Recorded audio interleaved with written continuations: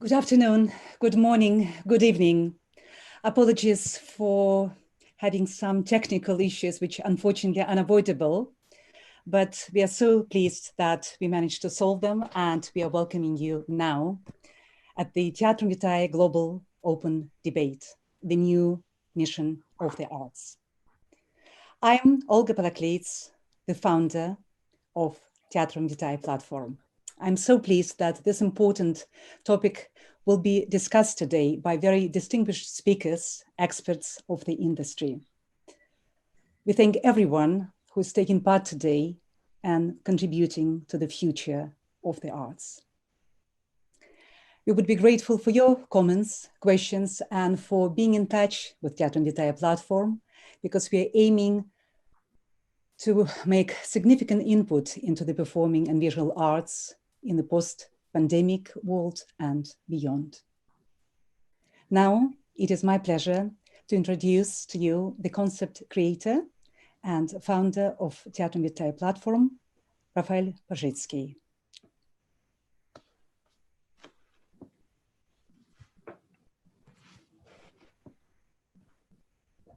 Welcome everyone. My name is Rafał Pajicki. I'm the concept creator and founder of the Teatrum Vitae platform. Today we are delighted to host our dear audience and expert speakers who will be talking about this important debate about the future of the arts in post-COVID times.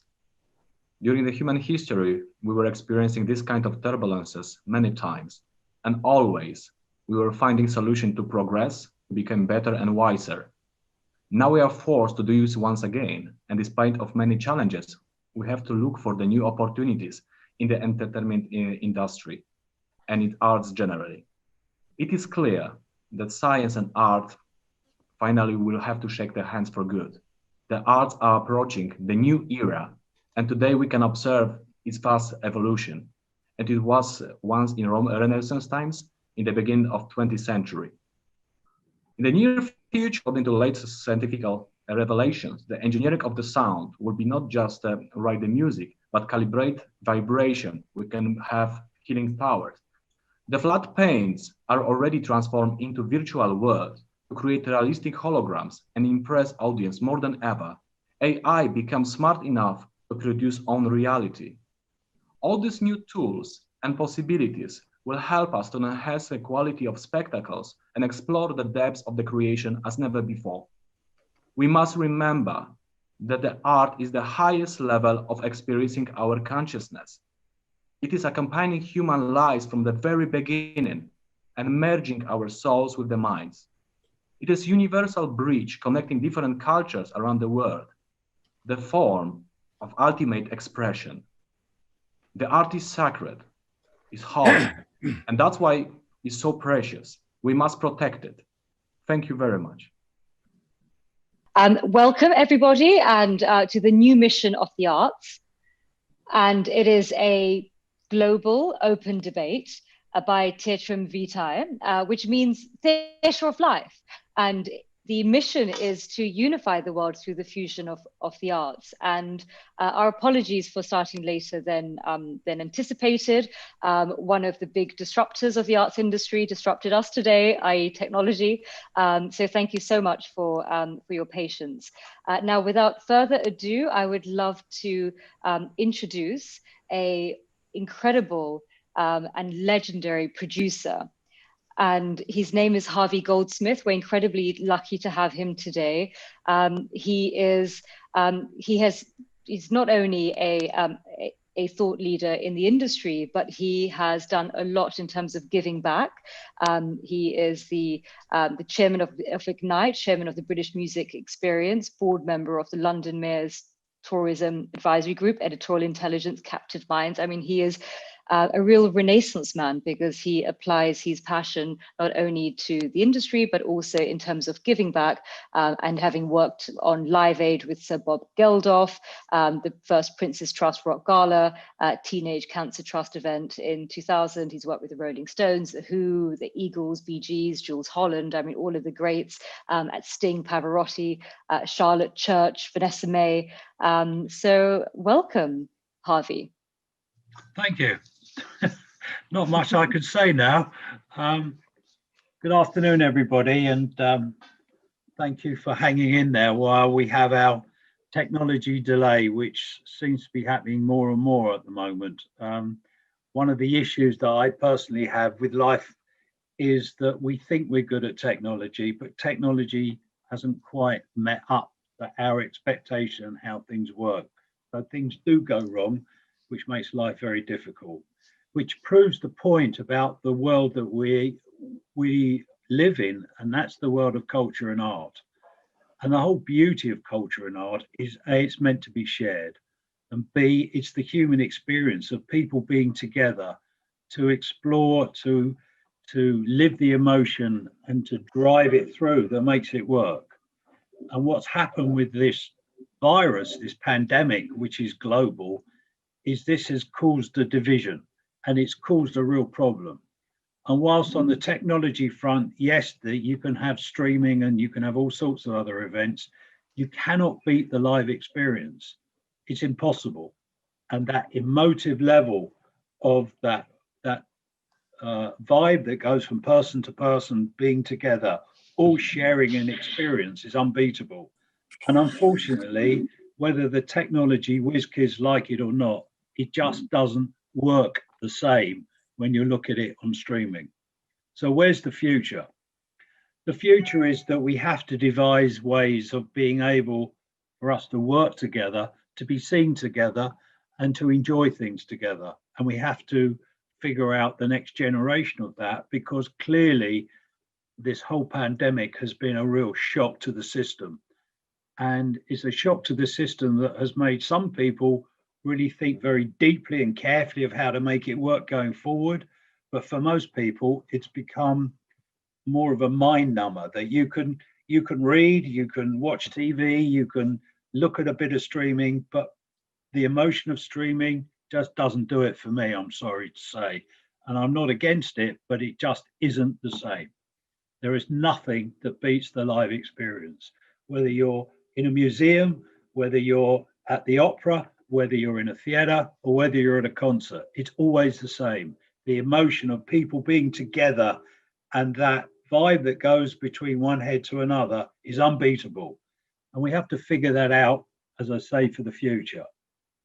I do believe that we're going to be living with this dreadful virus for some time to come, even with the onslaught of vaccines. And it's quite a miracle, to be honest with you, that 3 vaccines are coming on stream so quickly, because normally it takes years before vaccines are developed. We are still going to be living with a world of testing and vaccines at the same time, and levels of spikes and going up and down, I think, for at least another year, which has caused a real strain and will continue to cause a total strain on our industry, because our industry depends on people coming together. In our country, in England, we're told that we can do socially distanced events. Sound great when you write it down on a piece of paper or you'll say it quickly. In practice, it's a walking nightmare. Going into a theatre somewhere like the size of a globally known theatre like the Palladium, and having 400 people in a 2,300 capacity venue, even and theatres are small compared to where I normally work, which is arenas and beyond, it still is a disaster. You can't create the emotional level of it. So for government to say, yes, you can have socially distanced events, it's all fine, but it doesn't get us anywhere. So how do we move this forward? How do we get to a point where we can live with something like a virus? And presumably we've had this one and we're going to have another one at some point in our future. How do we live with that? How do we deal with it? What do we do to get over it? I believe that our aim should be to try and create bubbles within bubbles. So if we can take a venue, a space, and make that a clean bubble where every single person, whether they're ticket holders, whether they're working in the venue or performing at a venue, are all tested negative before they go in. Theoretically, we could have a capacity audience inside a building, as long as they've been tested within 24 hours, where we can actually move forward and create an event and create some entertainment and some creativity that can take us, move us forward and help us get through things like this pandemic. And that's what I'm trying to work through with government. And it's, to be honest with you, it's a struggle. It's a struggle not just here, it's a struggle all over Europe. And it's certainly a struggle in America. They're having different problems. And I think what we need in our world is we need an organization, which I thought was the WHO, who quite frankly, I think have been absolutely useless in dealing with this pandemic, in giving a lead to the world of how to deal with it and how to move it forward. In our industry, we were the first people to shut down, and it looks like we're going to be the last group of people to be able to open up if we can survive through it. And surviving through it is very difficult. We don't want subsidies. We actually want to get back to work. And the testing issue is, how do we get back to work and what's our interest in it? And it appears that at the moment, we're very low on the priority list for government.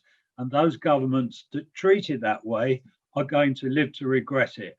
Because without culture, without art, without creativity in the world, we're a lost nation and a lost souls.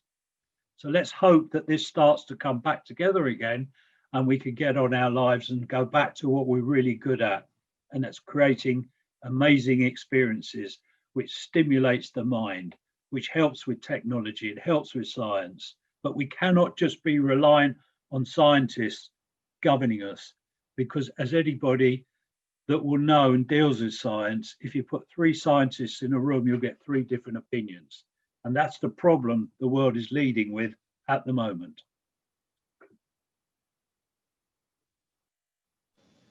Thank you so much, Harvey. I like the concept of a bubble within a bubble.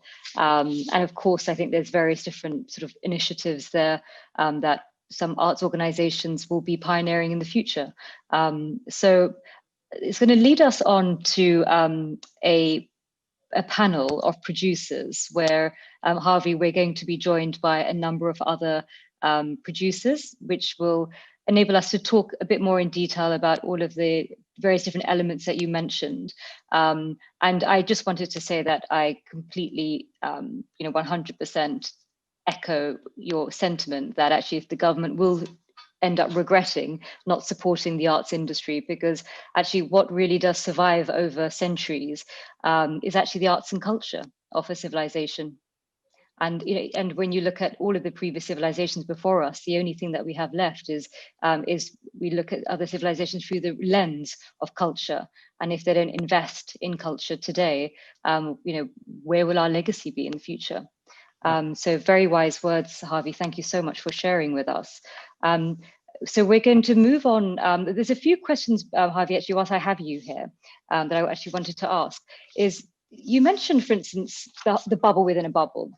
And a few things is how could that be workable? Because I think some people have obviously tried a bubble within a bubble. They've, when you enter in a venue, they do sort of temperature checks, and they obviously tell people not to come in if they have symptoms of COVID.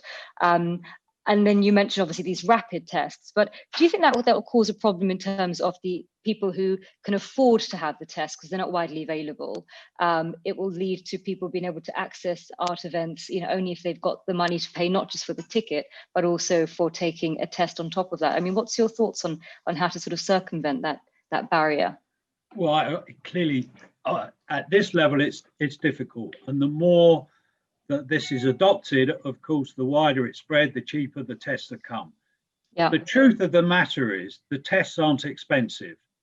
The cost is the validation of the test. And the issue that public health authorities are dealing with at the moment is if you send a test out to somebody's house, how do you validate it?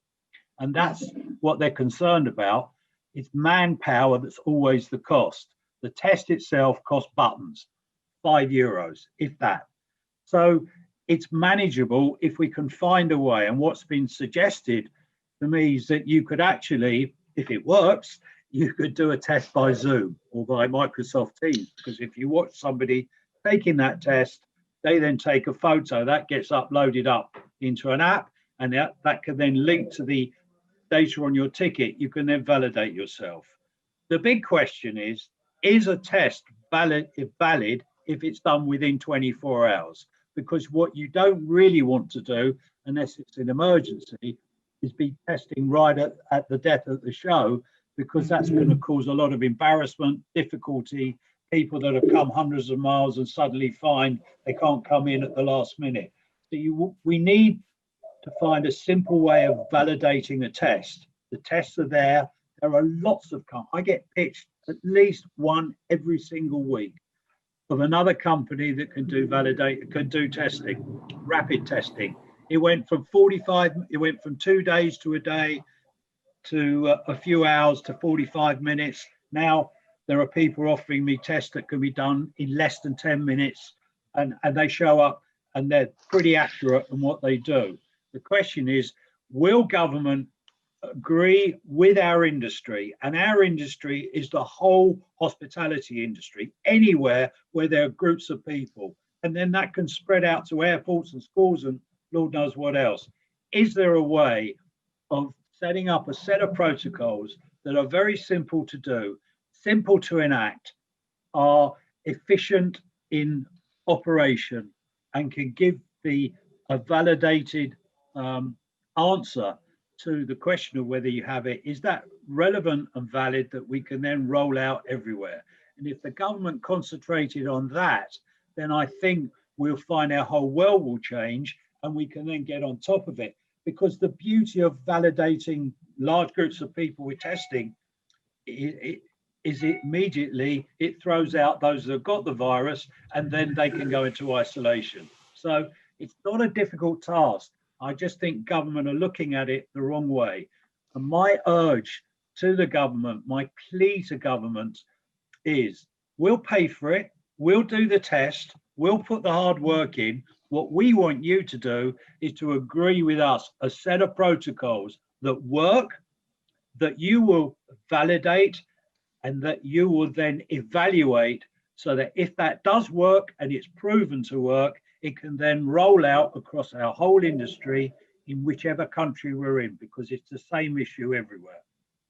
So it's basically asking the government to take a data-driven, evidence-based approach to creating a policy. Now, you stand behind the One Group, One Voice group, and I read somewhere that you had concerns that the DCMS, the Department of Culture, Media and Sports, they sit down with quite a narrow group of people, sort of half a dozen, who supposedly represent the whole industry. No, it's the other way around. What my plea to the government, and I had this call with them last week, was they're talking to too many organizations, and they're giving different information to each of those organizations.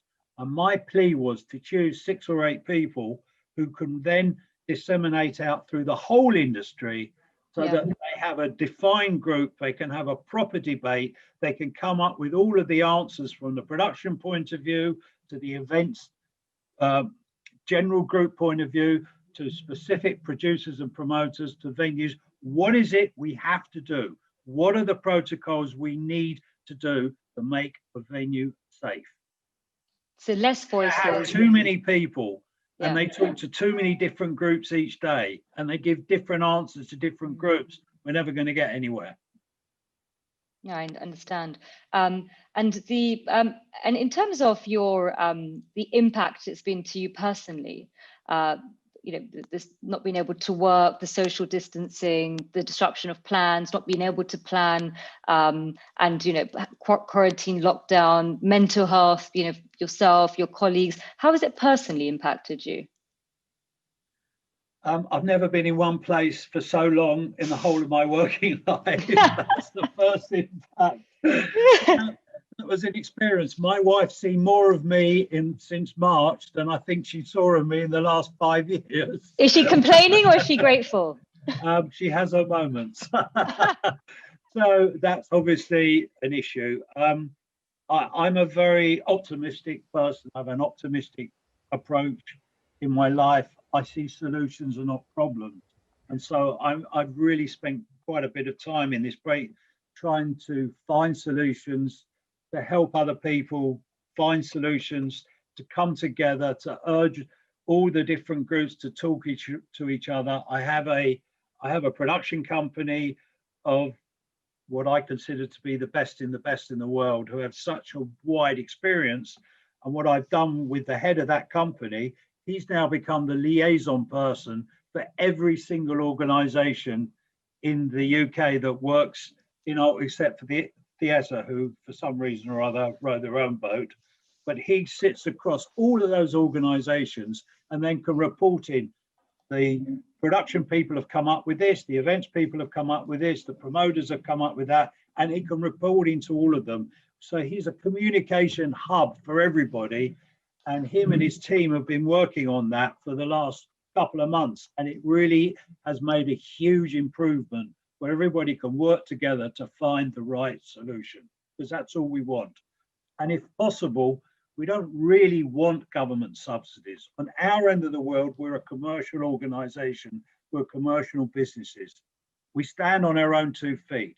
Yes, we'll have to factor in the extra costs, as was mentioned before, the cost of testing and so on and so forth.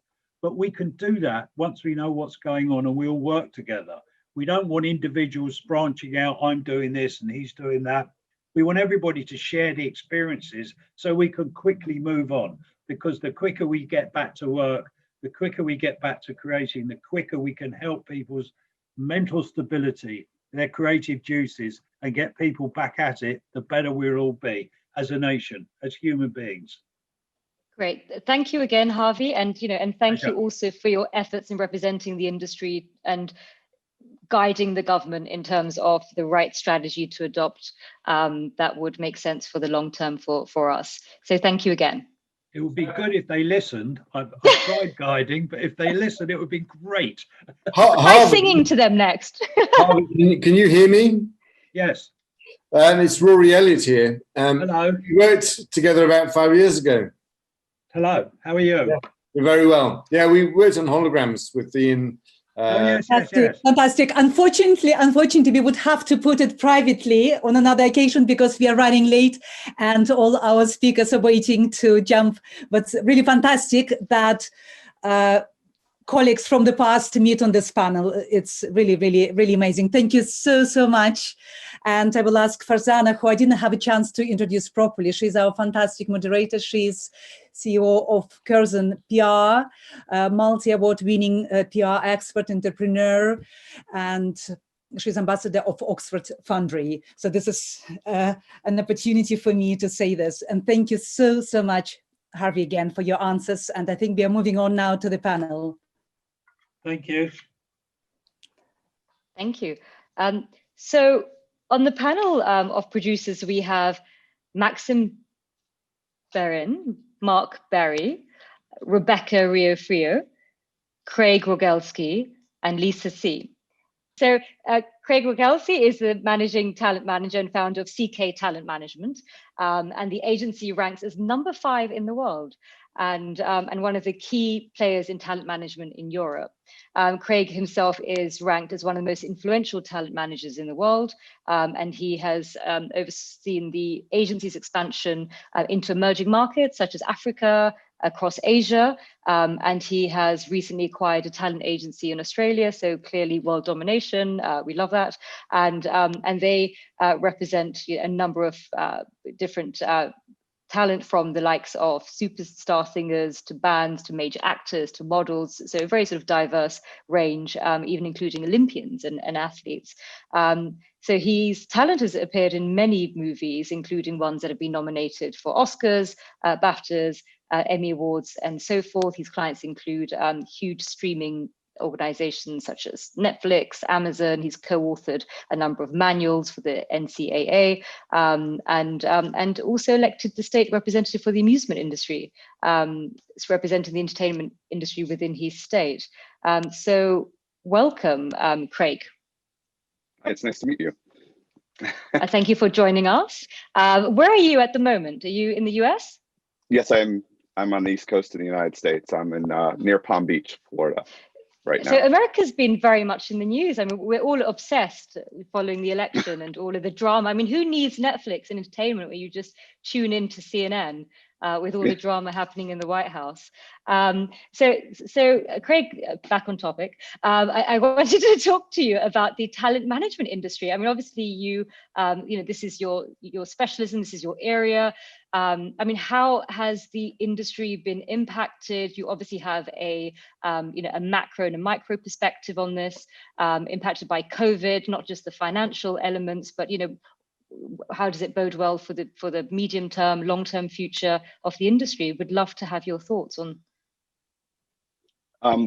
Thanks for introducing me in that nice introduction. I think it has impacted us, and I know it has impacted us financially. It's impacted talent agencies. Some agencies specialize in just representing actors. And so I know for just representing actors, it has impacted them and their bottom lines. Our agency a long time ago had diversified. So we not only represent actors, we represent influencers, we represent social media personalities. So those different industries have been impacted and not impacted in certain ways relating to financially, per your question of what you said. You know, I think talent have adapted. I've had talent who are actors that are now moving into the influencer realm. They've tried to reach out to their audience and keep their fan base in different ways. One of the platforms that we partnered with is called ShowPass, which is like the Ticketmaster of Canada. If you're in the United States, Ticketmaster is like the main ticketing organization that you buy your tickets from to large concerts and large performances. And so we partnered with Canada's large platform. We're actually the launch partner with them. And they are now starting to host these live events on their platform and selling tickets to those events. And some of our talent were the launch partners with this and doing the performances through that to continue to reach out to their fan base. But, you know, developing and evolving led to them looking at other financial revenue streams, while the other revenue streams have been shut down due to the pandemic. And so, you know, we have still closed deals for them, you know, financially, but, you know, they have adapted, you know, like most humans, we all have to adapt. We all get locked in, so we adapt to, you know, watching TV or watching Netflix or what have you, and that sort of thing. And so I think as far as it financially, you know, impacting the industry, to answer your question, I know that mental health has been a big thing as well for our talent. Years ago, we started our own mental health program. We have on staff a licensed NHS, National Health Services psychiatrist who works with our talent on a regular basis, because we realized years ago that the talent were getting rejected and, you know, how to adapt and deal with that. So we already had that in plan and in place in our agency already. So our talent were already used to speaking to those people and to those NHS licensed people in our agency. So we had a really in-house robust mental health plan. You know, one thing I did want to focus on was the fact that, you know, I find this very interesting, and I think it's more so in America than I'm seeing in the UK or in Europe right now, as far as television and movies and such like that, is that smaller production companies and talent that would normally not be seen on certain mediums are now getting attention. And one of the case studies my agency did was on a TV show called Cobra Kai. It's the Karate Kid series from the 80s, and now they've brought it back to Netflix. If you haven't seen it, that started off as a web series. Web series would never be looked at by studios or streaming services ever. They only would go to the big box production companies like Sony and Warner Brothers to provide their content. Now the content starvation is going on with the streaming services, and they have to keep the eyeballs on their streaming services. Now they're looking to other mediums, and other actors are emerging because they are on those mediums. And now they are reaching out to that. So that has forced Netflix and Amazon streaming and Hulu and all of them, because the larger places cannot have large productions going on. So now you're seeing the emergence of these things.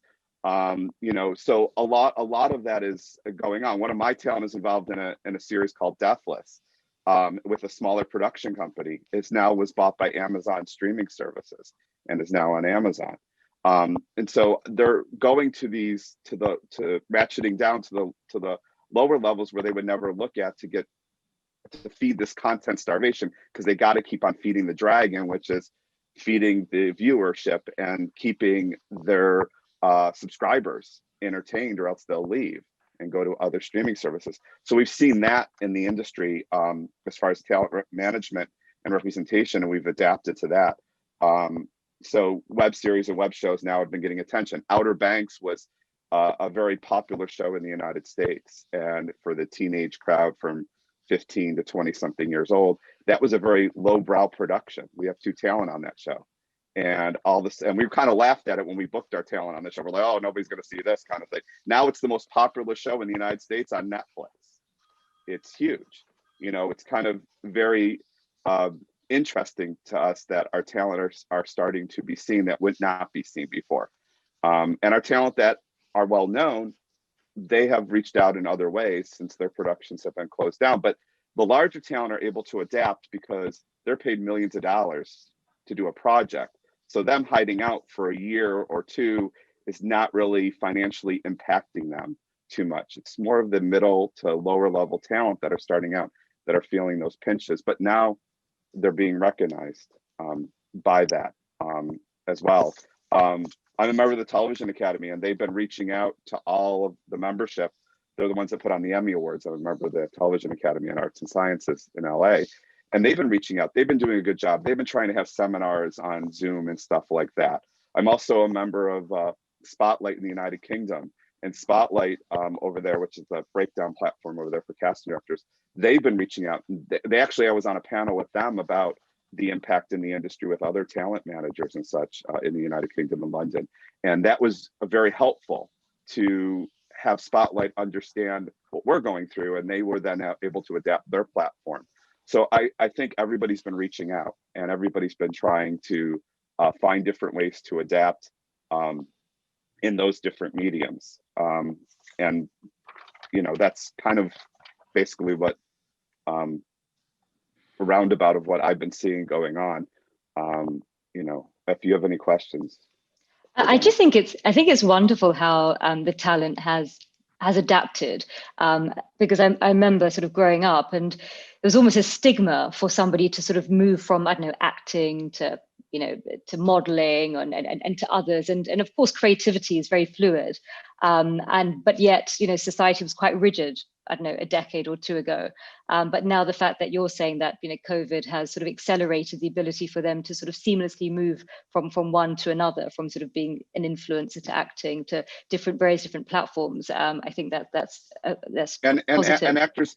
And actors that wouldn't be seen are being seen now. Yeah. It's not just the Chris Hemsworths and the Angelina Jolies out there that are being seen, and then they're regurgitated in many different movies in many different formats. They're now going down and seeing the regular actors that their contents are. And what's very interesting that I did tell a magazine the other day that I was being interviewed by, Digital Magazine, a digital platform magazine that was interviewing me. I told them, guess what industry has not stopped working during the pandemic? The writing industry, the writers. The writers are writing all this content at home, still getting paid, writing next season's episodes of your favorite TV series. When they come back to film, you're going to have a whole bunch of booking problems and a whole bunch of booking conflicts when the pandemic is over, and it's going to be a shortage of actors to fill roles. And they're going to have to go down. It's going to force the industry to readjust and look.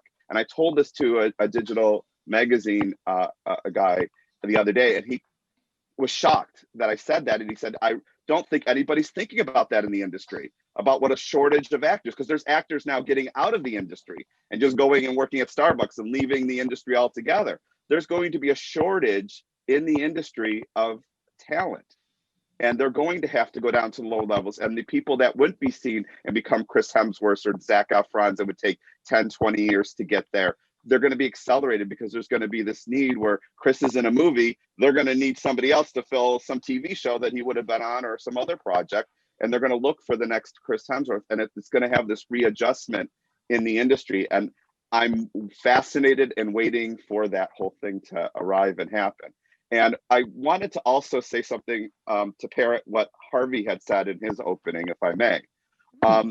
When they uncover civilizations and go back and look at the Egyptians and wherever it is, the first thing those archaeologists look at is the cultural. They look at the cultural artifacts of that civilization. When they look at Rome, they go back and they look at the cultural aspects of that civilization. That's the first thing that they uncover. And so parroting Harvey, if we lose culture because government is ignorant, that is a huge loss to the future of humanity in general and the future of a fingerprint in time that will be overlooked. And I think that's so very important, you know, and we are taught that in schooling. Even if we don't go into the arts, we are taught in school. I agree. This is Shakespeare time. This is what happened with the Romans and how they entertained themselves with the gladiators or they put on performances. We are taught those things when they teach us in history class. It's not a cultural arts class. They teach us that in history class. And they teach us about the Great Wars, wonderful, but that's when they teach you about the wars, it's like kind of a footnote. But when they deal into the arts and the culture of it, they talk about the pottery. They talk about the hieroglyphics, going back to caveman times and how they entertained themselves. So I wanted to parrot and support Harvey on that. The other thing is that the World Health Organization, and I agree with Harvey on this, has been an absentee partner in this whole thing. They have been absentee. Harvey been swapping notes before this call. No, we haven't. Actually, it's the first time I met Harvey. But they have been, you know, vacant. They have been off the thing, and to look to them. And I'm speaking as somebody who used to work at the United Nations. I used to work for the advisor to the ambassador of Saudi Arabia at the United Nations. Yeah. And I worked in that whole industry, and I can see that, you know, that they are missing. And I'm surprised at the United Nations. I'm surprised that they are absenteeism and just letting the governments deal with this on their own. Well, thank you, Craig. I think, you know, in times of crisis, you really see, you know, leadership or the lack of it. It becomes increasingly, you know, apparent. So, so I, you know, echo your comments and that of Harvey.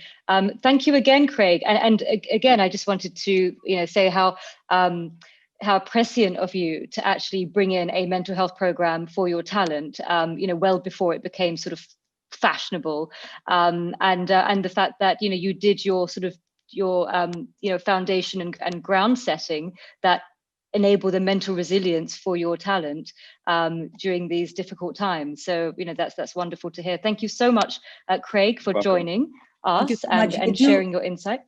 I do apologize for interrupting. I need to help Farzana to explain to our panelists and audience what is happening. Obviously, because we had a delay, we are trying to not to lose our wonderful speakers from different parts of the world who have some serious family issues and made their presence available for this debate. Now we would like to address a few questions to Lucia Lacara, who's supposed to be speaking to us later, who is an artist, but in fact, she became a producer as well. And it's a great pleasure now to move to Lucia, just very, very briefly before we'll come back to our existing panel. And many apologies, and thank you so much for your understanding, all the colleagues. So Lucia, please. Hi, hello. Hi, do you hear me? Welcome. Hi, hello. I'm sorry to interrupt. It was really interesting, everything. I just have to go pick up my kids from school, so. Lucia, thank you for joining us. Lucia, for all of those listening, they is one of the world's finest ballerinas, Spanish born and invited by the legendary choreographer Roland Petit to become the principal at the Ballet de Marseille. And also, you're currently the guest dancer of the Ballet of Dortmund, the Russell Ballet company, and the famous Victor Hulet Ballet, and also the artistic director. and also a great mum who's on her way to collect her child, most importantly. I mean, tell me how you're balancing everything, with work and, and family and everything during COVID. How's it been for you? Well, it's been difficult. It's been challenging for everybody, I think. I was in Spain, actually, in confinement for 10 weeks alone with my 5-year-old. That was a challenge. Yeah, that was a big challenge. But, the whole situation has been so difficult for dance, for ballet, for the point of having all the theaters closed. Basically, we had no oxygen at all. And I was here in Spain, and I was horrified by seeing that the opening of the theaters was the last thought that any kind of government was having. They were thinking about opening bars and restaurants. That was a big issue in Spain, but the theaters was just not a necessity, basically. So it was quite stressing and quite disappointing to see, how culture and how art is seen as basically as a luxury instead of a necessity, which it is. So yeah, it's a difficult situation, but you have to stay positive and look forward, recreating yourself, which is the only thing that one can do in this period of time. Yeah, absolutely. And as a creative, it's I imagine it's part of your journey to constantly horizon scan what's happening and adapt accordingly for this survival of the creative process. Now, what I was reading when I was researching you, Lucia, was that you created the most incredible show, Forlandia, and I just wanted to know that obviously during when an artist and a creative has a number of restrictions in place, I wanted to know, do you feel that it fuels creativity? Does it help or hinder creativity? And how has the restrictions been like? And I'd love for you to share more about Forlandia with us. Yeah. Forlandia was, for me and for us, together with my partner Matthew Golding, I think it was the oxygen that kept us going in this confinement. We were separated by confinement. He was in Amsterdam, I was in Spain. And it's very difficult for everybody in the dance world. For freelancers, it's extremely difficult because there is nowhere to go to work. But in this case, I think it's sometimes even more trying for big theaters, big companies, because when you have a group of 70 or plus dancers, you cannot use them right now. The restrictions they are made in a point that the number of dancers on stage is very limited. You can dance only with the same person, partnering wise. Couples, they cannot be changed. So for a big theater that has a good big budget to do big creations or big productions, they cannot do any of that. So in that point, we were in a point that we were kind of freelancers, and we decided to create our own work, because basically right now nobody's going to offer you, because there is nothing to offer. There is no big productions, there is no guestings, there is no possibility of being invited in a company. And for us, Forlandia was like a baby. We kind of conceived it, we planned it, we talk about it for hours during the nights, basically when the kids were asleep. And it was like really the motivation and the hope. We created the whole thing on distance, but everything was so perfectly conceived that the first flight that came out of Spain, I was in that flight going to Germany. We start creating in middle of June. By August, we have the whole thing. We premiere it in September. And it's based actually in the truth of what we were going through. We were separated. So in Forlandia, it's like a dream of dreaming about better moments, about hope, about being back together, about being back on stage, which is at the end the only thing that we wanted. The whole ballet world went online, went streaming, went digital. But I'm also, like Harvey, in the same opinion that you have to go see it live. It's not the same. The emotions, they don't transpass the screen. That feeling that one has when he's sitting in a big audience, that excitement before the curtain goes up, you're gonna see something new, you're excited, you feel the excitement of the people. And we do also feel that excitement on stage and from the audience. And that's something that you don't get by sitting comfortably at home watching at the screen. So the only thing we wanted, we didn't do anything online, we didn't stream anything. we wanted to be back on stage, and that was our goal and that was our dream. So we created Forlandia with that in mind. God, well, I think it's tremendous how you were physically not in the same space as your partner, but yet you created this creative bridge that formed through the creative process a connection between you both, during this time. So I think it's magical, and and of course everyone has suffered some more than others during the pandemic. But I think it's wonderful how you've created a positive output from it. Yeah, and something that we learned a lot out of it. It actually made us even closer.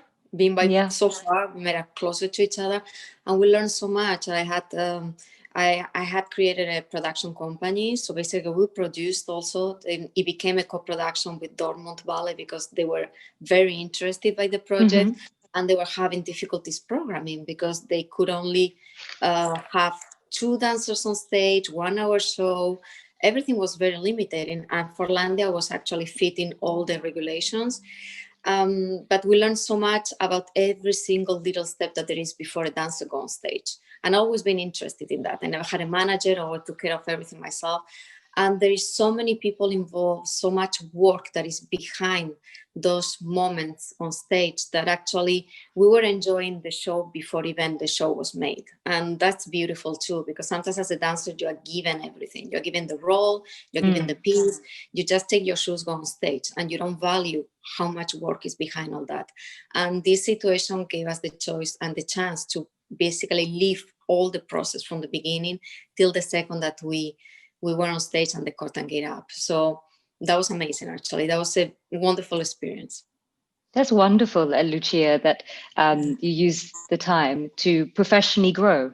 And if it wasn't for, for the lockdowns, perhaps it wouldn't have presented itself as an opportunity to learn about all the different, aspects of production and delve into it yourself. So it was a positive, I guess, in a way.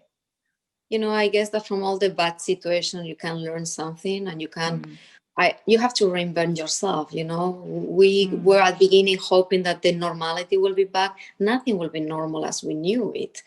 Things had to be, we have to collaborate with each other. We have to be more solid. There has to be more solidarity. There is in the ballet world, there is no solidarity.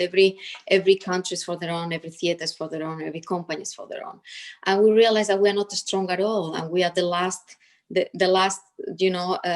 puzzle piece in the whole global story. So we have to get stronger, and by that we have to collaborate and we have to reinvent ourselves. And in a situation like that, either you just go down with it or you decide to do something about it. So that's what we did. And Forlandia is a wonderful show. It's being taken amazingly well by the audience, and we are super excited now to just dance it around.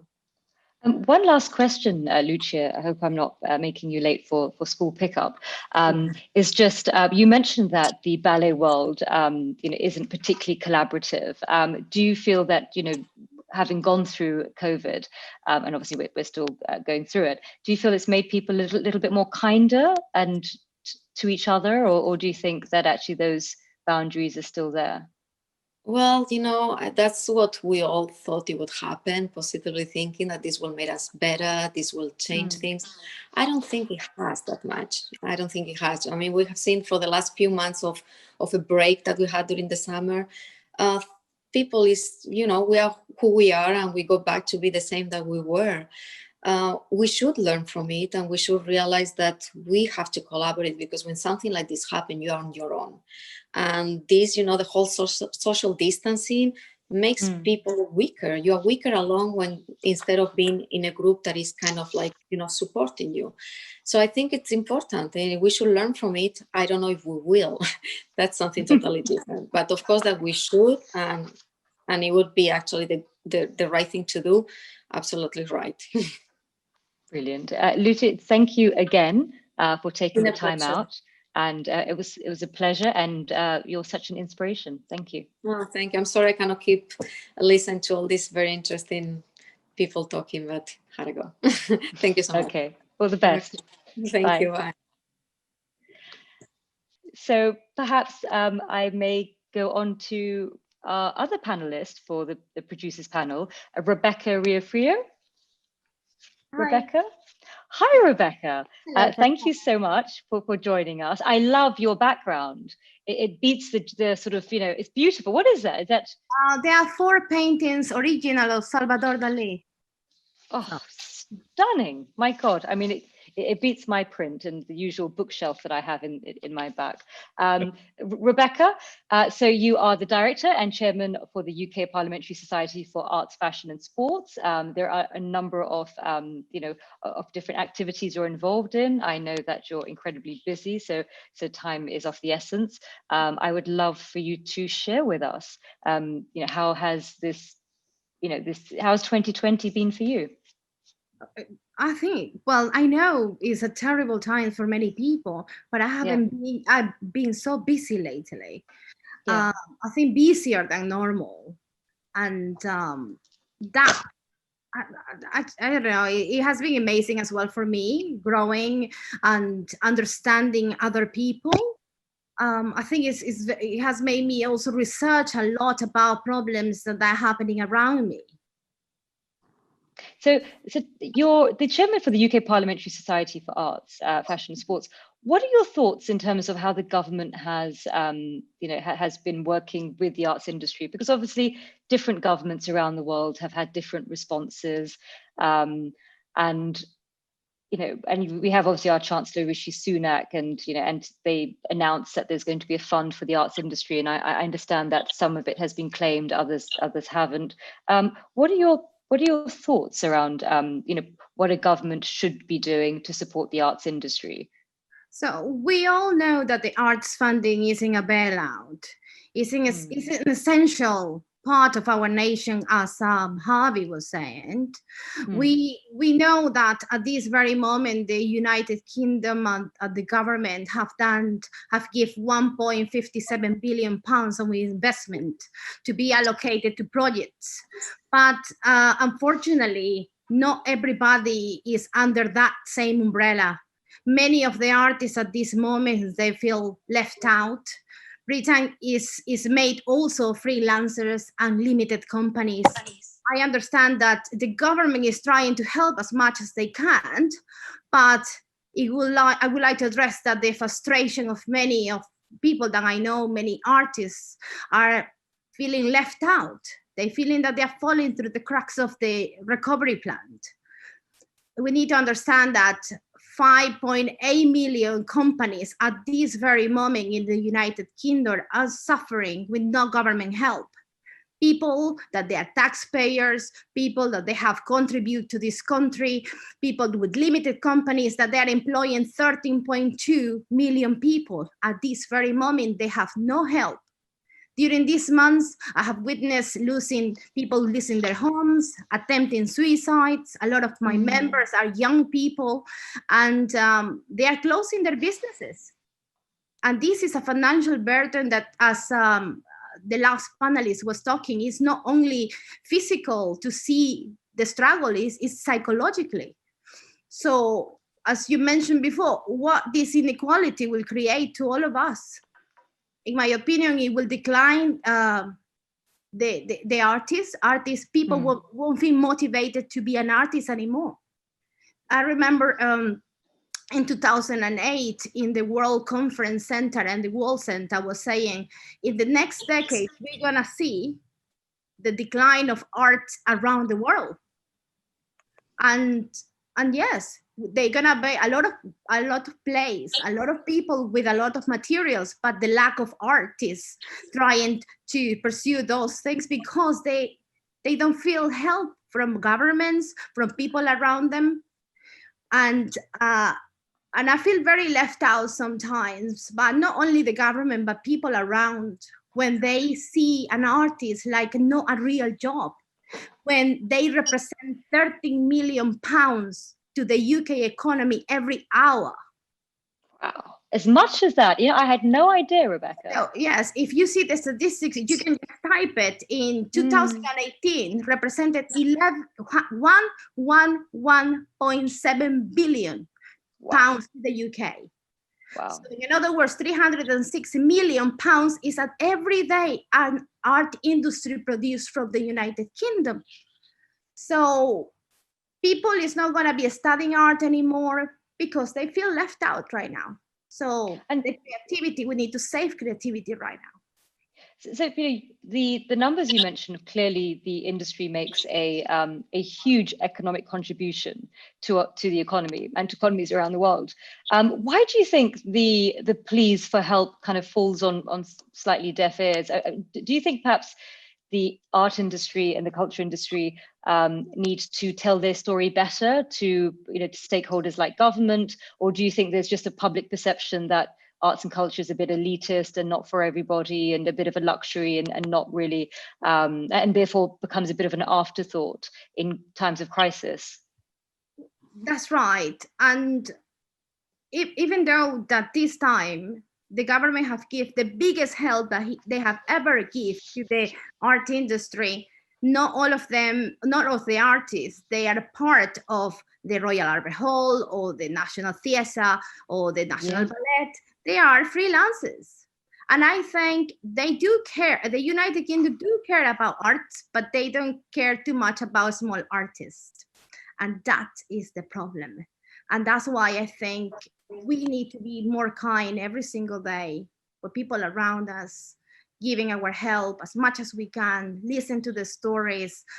We also, I have people in the society that I have referred them to places, to like psychology help, housing help. And as you know, artists are not, they live in a different world. They don't like to know much about finance and politics. They don't want to know about paperwork. I think this time of during the pandemic is time for all the artists around the world to start learning a little bit more what's happening around them, so they don't feel that they have to ask too much for help, but they can help themselves as well. Rebecca, can I jump in a sec?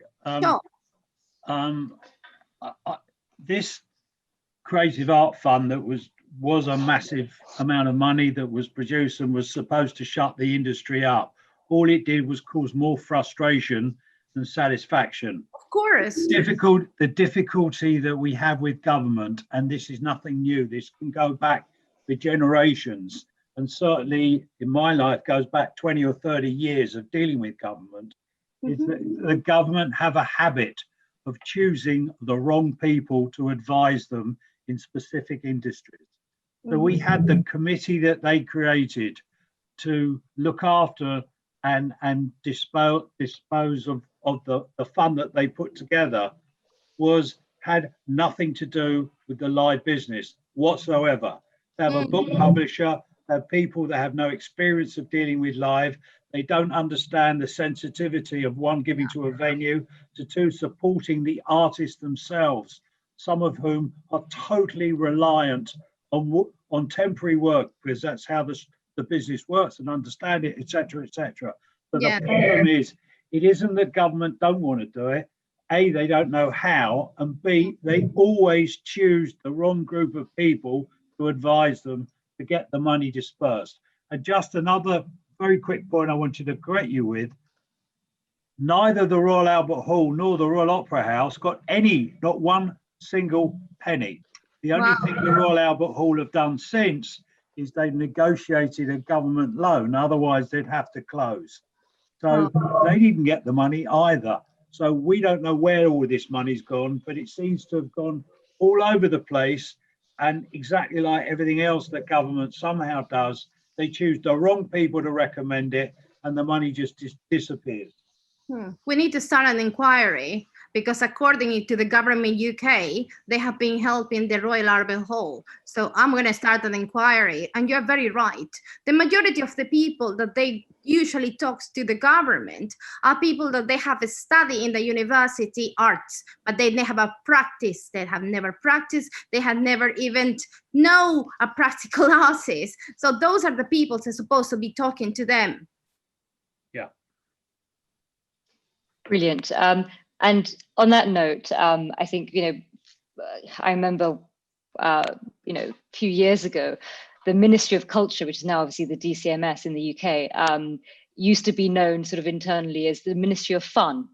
Yes. And so, and I think although that's quite amusing, it also does perhaps show the lack of sort of gravitas that they perhaps see the industry in, and not quite understanding the economic contribution it makes, as well as, you know, as you've quite rightly, Rebecca, said, that, you know, it is not just about the people who work for the big institutions such as the Tate or the Royal Ballet, but it's the, you know, thousands of creatives and who work under limited company, freelancers, you know, for other institutions that aren't, you know, always mentioned in the media. So thank you so much. My last question, if I may, is would you say therefore that your advice to the people working in the industry is to perhaps cultivate a bit more sort of you know, awareness in terms of, you know, the sort of the political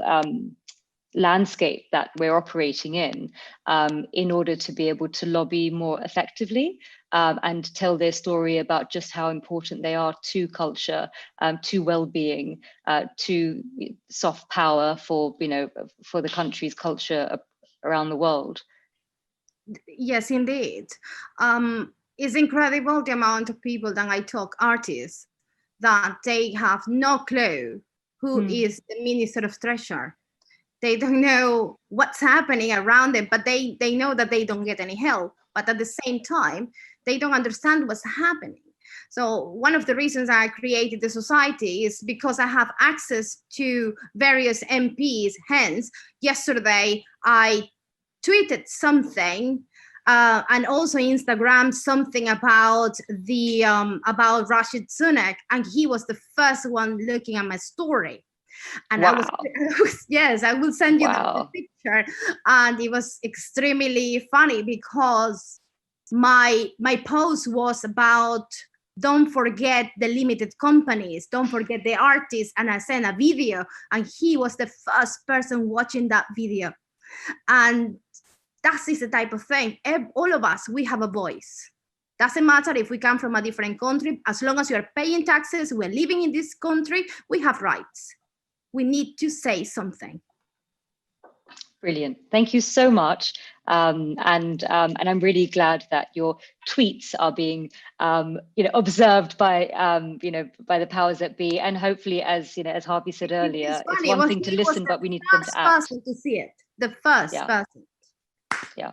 Well, let's hope that, you know, we see action following listening. Brilliant. Thank you again so much, Rebecca. Thank you, Olga. Thank you, Farzana. Thank you. Now, our next panelist on the producers panel is a lady called Lisa C. And Lisa is a designer and brand consultant. She's actually a serial entrepreneur, a number of different businesses, and they include her branding agency, Lisa C, her art studio, Opus Arts, and the Sorority, which is an incredible organization where they have a community of influential women across spectrums, be it business, royalty, and media. And she also curates you know, a number of different exhibitions. She curated recently a photographic takeover of the Parliament for the Power of Women television series. And I'm very happy to introduce her. Welcome, Lisa. Hello, Farzana. Hello, thank you for having me. Hello, good to see you again. Hello. Yes, it's been some time, hasn't it? Yes. So Lisa, you're a creative businesswoman, and your work at the intersection of creativity and commerce. You're a mum, and I wanted to know about you know, about well-being and you know, it's difficult at the best of times to juggle business, creativity, family, and so forth. How has it been for you, you know, since COVID appeared in March? Has that sort of made that balance more difficult? Has it given you more time from not traveling around the world? Well, I think, well, thank you for having me here today. It's been really touching and honouring to hear all the wonderful stories and messages and experiences of everybody. And there's no doubt that this is a very difficult and challenging time, but also one, I believe, personally, for opportunity. For myself personally, I found creativity a huge solace during this time. I've always loved creativity. My life has been in the creative industry for 20, 30 years, but it wasn't really until this year that I really found it a true partner and a true companion. I'm a single mom at home to a 9-year-old boy, and juggling that and doing my creative work has been a challenge. But I think having that creative mindset is something that is, I guess, makes you more resilient than perhaps if you're very logical. And I wanted to touch on something that's been a theme that's been mentioned today, which is about value. I know people talking about emotional value or practical value or the role of the arts. I think using terminology and semantics is important too, because people refer to it as an entertainment industry. You mentioned it's the Ministry of Fun. So these sort of psychological notations that we put in our mind also affect how people view these things.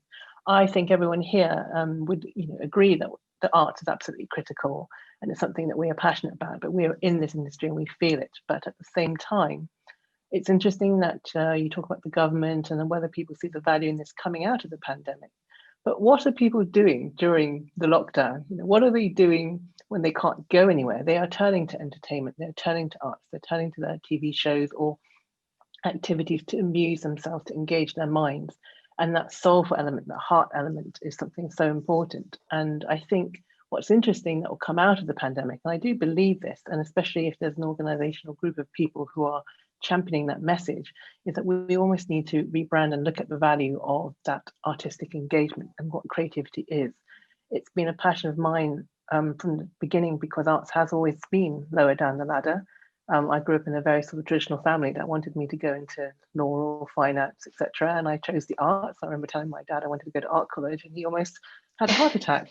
And I don't think much has changed really in the last 20 years. I think that's a constant battle. However, in my industry, which is predominantly in the commercial side of brands and businesses, I have seen a change in the last 10 years where big companies are investing in working with artists and creativity, because you need to capture the heart and soul of an audience, and you cannot do that without creativity.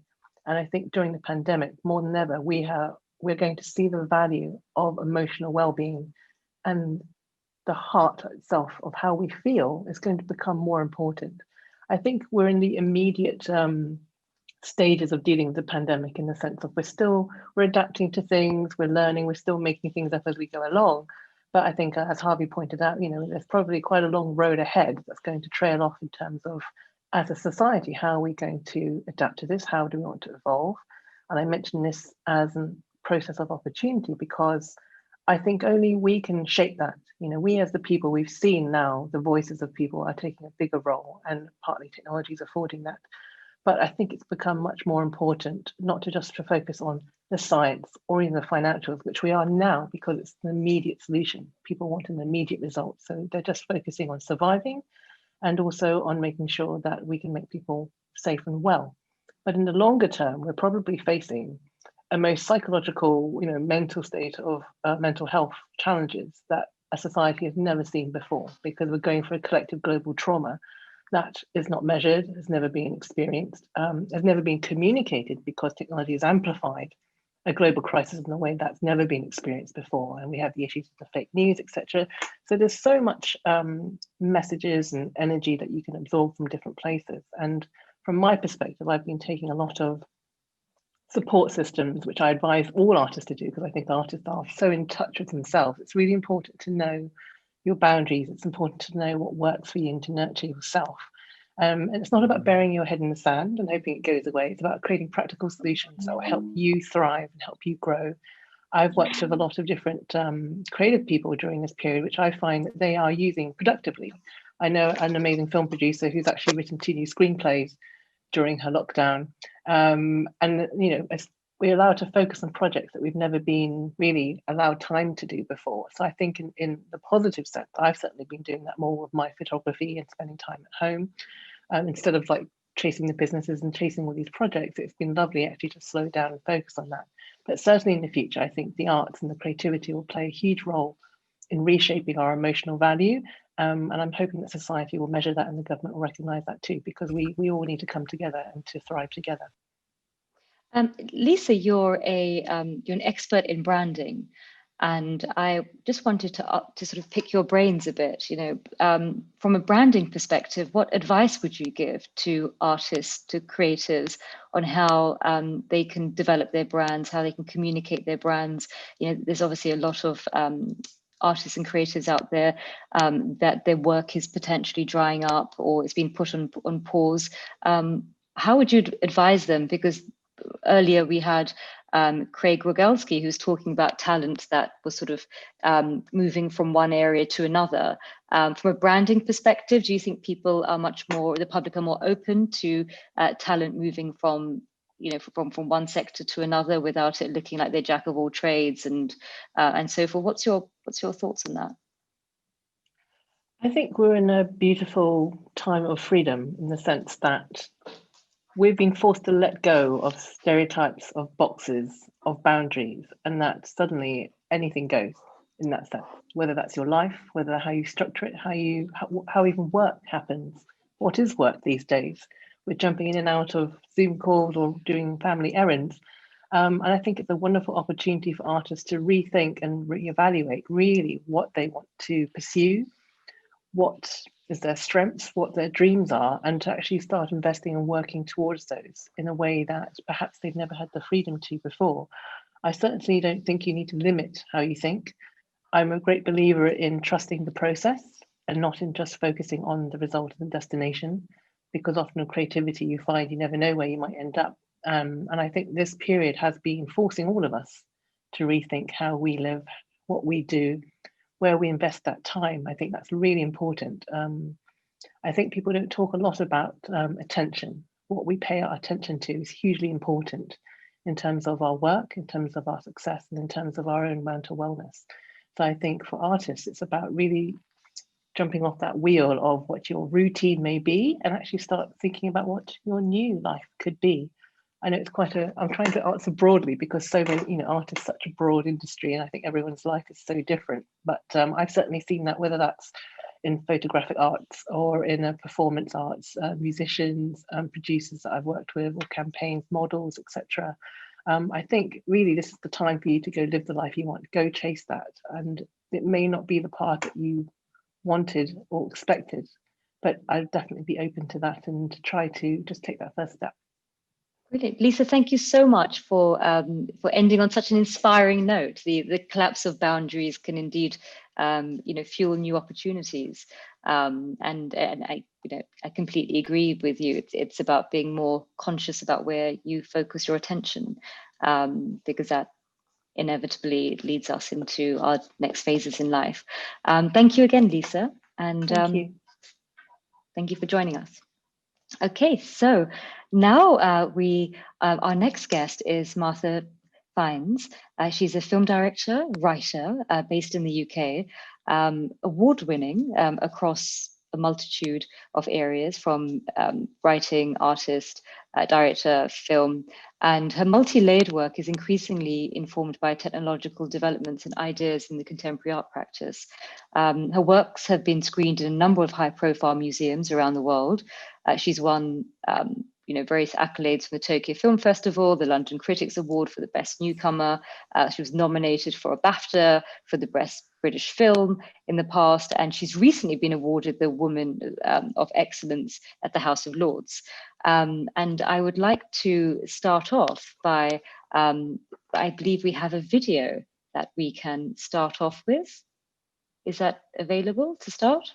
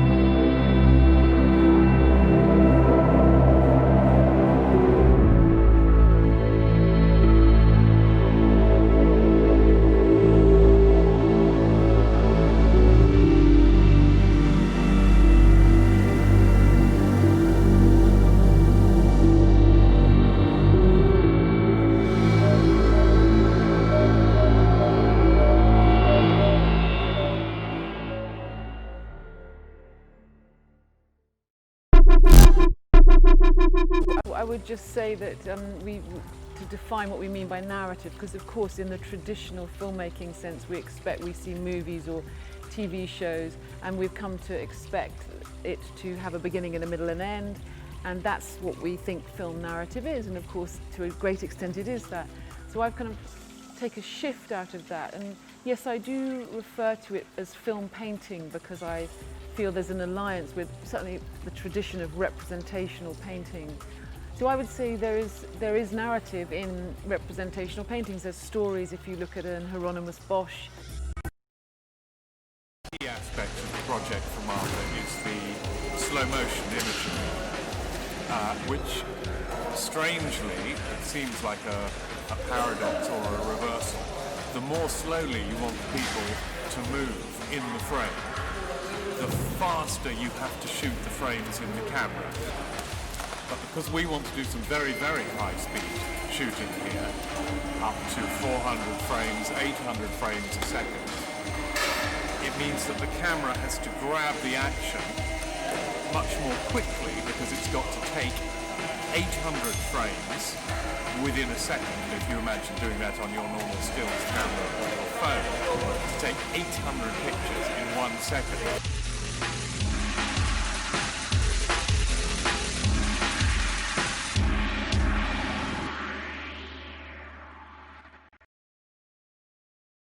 It's quite complicated. I mentioned that this project is a little bit crazy because it combines a lot of techniques, a lot of things in one single project, and these papers are about organizing sequences in this project, because we will have two main sequences, landscapes and fractals with the room, and then we have to make transitions between them, and it's not easy to make it in elegant way. So those things are about it. So we have a landscape, then we are going to transition, and then from this transition we can go back into the landscape or go into the fractals, and then from fractals we will go to the landscape or to the fractals again through these transitions. So it's not only about creating things in terms of art, in terms of artistic things, graphics. It's also about communicating with coders to explain them how do we want to achieve this effect.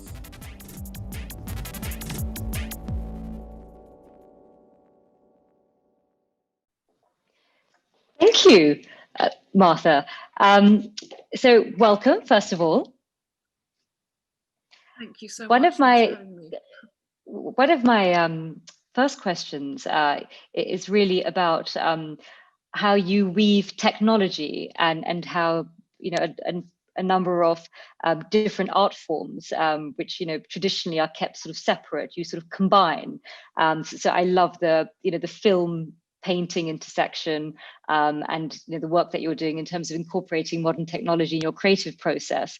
So I'd love for you to share with us your philosophy of how you bring these, seemingly separate worlds together and create something new and fresh.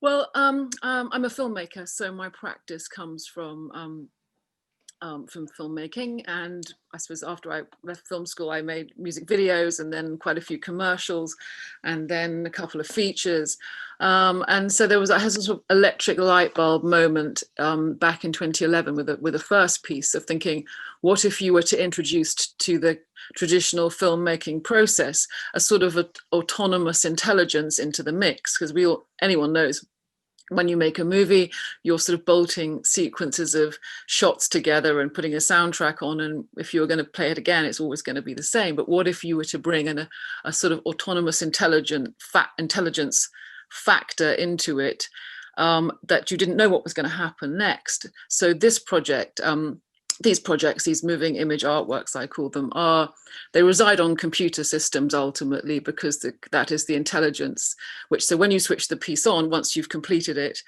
I and anyone who's made it around me have absolutely no idea what it is going to do, which can be tremendously exciting, because it is But of course, it doesn't adhere to the traditional narrative of a movie or a TV show, which has a sort of, finely worked out sort of arc with people talking, and it's so you have to enter into a slightly different. I would say perhaps it would be analogous to saying what poetry is, what prose is to text. Poetry is more kind of in alignment with this. So it's a very, I consider these pieces contemplative to watch, highly immersive, and people say they're very mesmeric. They say they're very therapeutic. They say they change their they feel different after watching it. They change their sort of the coordinates in their sort of bearing, if you like. So I find it absolutely intriguing to make them. They are big projects to make, and they're not as big as a movie, but anyone who shoots and knows film production knows that it's never easy and it's never cheap.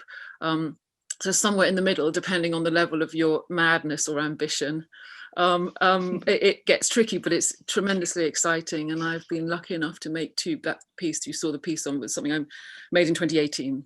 So yeah, you're right. It's a weaving together of those disciplines, filmmaking. I go anything from sort of high-end self-generating fractal zooms to actually using really old-fashioned matte paintings. So a kind of combination, but all within the sort of film umbrella, I guess. Yeah, and audio and music composition too. And would you say that you welcome a little bit of disruption? I mean, because obviously you like intersecting and weaving these old world and new world, forms of storytelling, but also you quite like sort of disrupting narrative, which inevitably you've got the sort of hero's journey and people sort of slavishly follow it, and the sequence and sequential steps that they feel one should follow the other, and for you prefer to sort of just throw something in where even you don't control the narrative. You give it to some other autonomous input. Well, yeah, no, it's an extremely good question. Well, of course, if you look at the great canon of art, and you look at, let's say, abstract art, and all kinds of things feed into this idea of who says that it has to be that way. And you're right, there was a moment that I thought, why does it have to be this way? And isn't moving image, which is of course my medium of choice, it is so powerful, so amazing, so mesmeric, but who says we always have to do it this way? I remember having that absolute moment thinking how it's like an enchanted painting, because actually my first piece of work, I once had it on at home, which is not normally where I'd see it, but I had it on day in, day out. So I would sort of go out and I would come back, and I'd sort of lived with it. And it was really, really interesting. I found myself putting the key in the door thinking, I wonder what it's doing now. It was quite funny having much more time with it than I never normally would, because normally it's exhibited somewhere and your sort of sections of time being with it are smaller. So yeah, but it's a creative and evolving process, taking the tradition of where you are at any point with a medium at the time that we live, and we are working with this medium, where you push it further. And of course, the history of art has been exactly that, people breaking the rules. Look at early 20th century composing, anything, take your pick rather, fashion, just look at it every which way. We're always pushing the envelope and being excited by new possibilities, yeah. And on that note, in terms of new possibilities, what do you imagine the next 5-10 years? I mean, you're obviously excited by technology, and you're excited by being the cusp of sort of emergent technologies. What would you like to do next? Well, I've got I've got another project using that medium in the pipeline, although it's been so interesting listening to what everyone else has said, because there's been such a focus on COVID in the conversations, and it made me think. I wanted to say that there's being a creative person. I mean, it's a sort of, I suppose at some level, really it's vocational, in the sense that your system just has to do it and it's non-negotiable. So when COVID hits, you are obviously the natural process is to be immediately kind of almost resilient and use exactly what you can do with this thing now. So writing, someone talked about writing. I've mapped out an entire TV series, and I've been literally and it's been completely obsessing me And luckily, I was fortunate. I optioned some material just before lockdown, so I've just been able to write, which is amazing. But the piece of work you saw, I couldn't possibly make that under these circumstances. So going back to Harvey, talking about how do you put people together in this quite incredibly intense, fantastic way that is we've inherited, that's impossible, I would say, until we're in a post-COVID world, which we have to be in at some point. I'm really sorry because I didn't answer your question. I shot off in the COVID direction. But sorry about that. Yeah, so swooping back, as they say. What did you actually ask me at the end of that last question? Well, in terms of, well, you actually answered, Martha, because I was, talking about, obviously you like working with new emergent technologies, and and what are your plans in working, and you mentioned the work that you've been doing during lockdown. Yeah. Just a last question, if I may, if you have time, Martha. I just wanted to know, on a personal level, dealing with these, we've had one lockdown, and we've, the second one is almost ending, but there's going to be sort of, it's going to change to a tiered lockdown system. Has it actually fueled your creativity and your output? Because, we were talking obviously with Craig, and he mentioned a lot of writers have been writing, and you mentioned you've also been writing. Have you produced more than you normally would in a given year, or has it been, yeah? Such a good question. I probably have, yes. And I would say this because I have had no time wasted in terms of meeting people for coffee in Soho, which is all fantastic stuff, by which I mean, actually, it's very interesting how one behaves, because of course you are sort of trying to build things all the time, and there's lots of time spent being human, which is to be socially interactive, which is absolutely fantastic, and as it should be and must be and will be again. But when you're put in this kind of, someone teasingly called it sort of Anne Frank situation, which is actually very, it's meant that as a joke, but you're forced in a situation, yes, you can't be doing those things, and you are at your laptop, in my case, every, to a far greater extent than one would normally be. But I have found that totally rewarding. Yes, I have, because there's no distractions, or there's been much more minimal distraction than there might normally be. So that's just selfishly from my point of view. I always hesitate when people say lockdowns work for them, because I'm thinking, I'm really thinking about, the countless millions who it actually is not working for. And I could have been in the middle of a production, and that could have all died, and maybe not be able to find the rest of the money. Awful things. So that's what I call just a stroke of luck. But since you ask, it has served me well because of the writing discipline, which is a solo activity, a creative solo activity, of which it takes many, many, many hours to do. So brilliant. Well, thank you. Thank you so much, Martha. I do hope that you'll get your chance to have your teas and coffees in Soho, because we all need that human connection as well. Well. Or drinks. Thank you so much. Thanks a lot. And we look forward to seeing your future work. Thank you very much. Thank you for having me. Okay. Talk. Take care. Thank you again. Bye-bye. Okay, so now we're moving on to our creative panel, and I'd like to welcome Danielle Finzi-Pasca, stage director based in Switzerland, and I think that is Javier. Yeah, there we go, that's the right one. And so very much in demand as an author, stage director, choreographer, lighting designer, actors. He's won multiple awards in his Switzerland-based company, and he's created shows, spectacles all around the world, including for the English National Opera, the Grand Theatre in Geneva, San Carlo Theatre in Naples, Zemrinsky Theatre in St. Petersburg, 3 Olympic ceremonies, no less, including in Turin, and has also choreographed and worked on shows for Cirque du Soleil. And his biography, my God, it's incredibly long. And what I would like to do is, without a delay, is welcome Danielle. Ciao. Hello. Hello, thank you so much for joining us. I would love to know, first of all, how are you? How's it going for you? Good.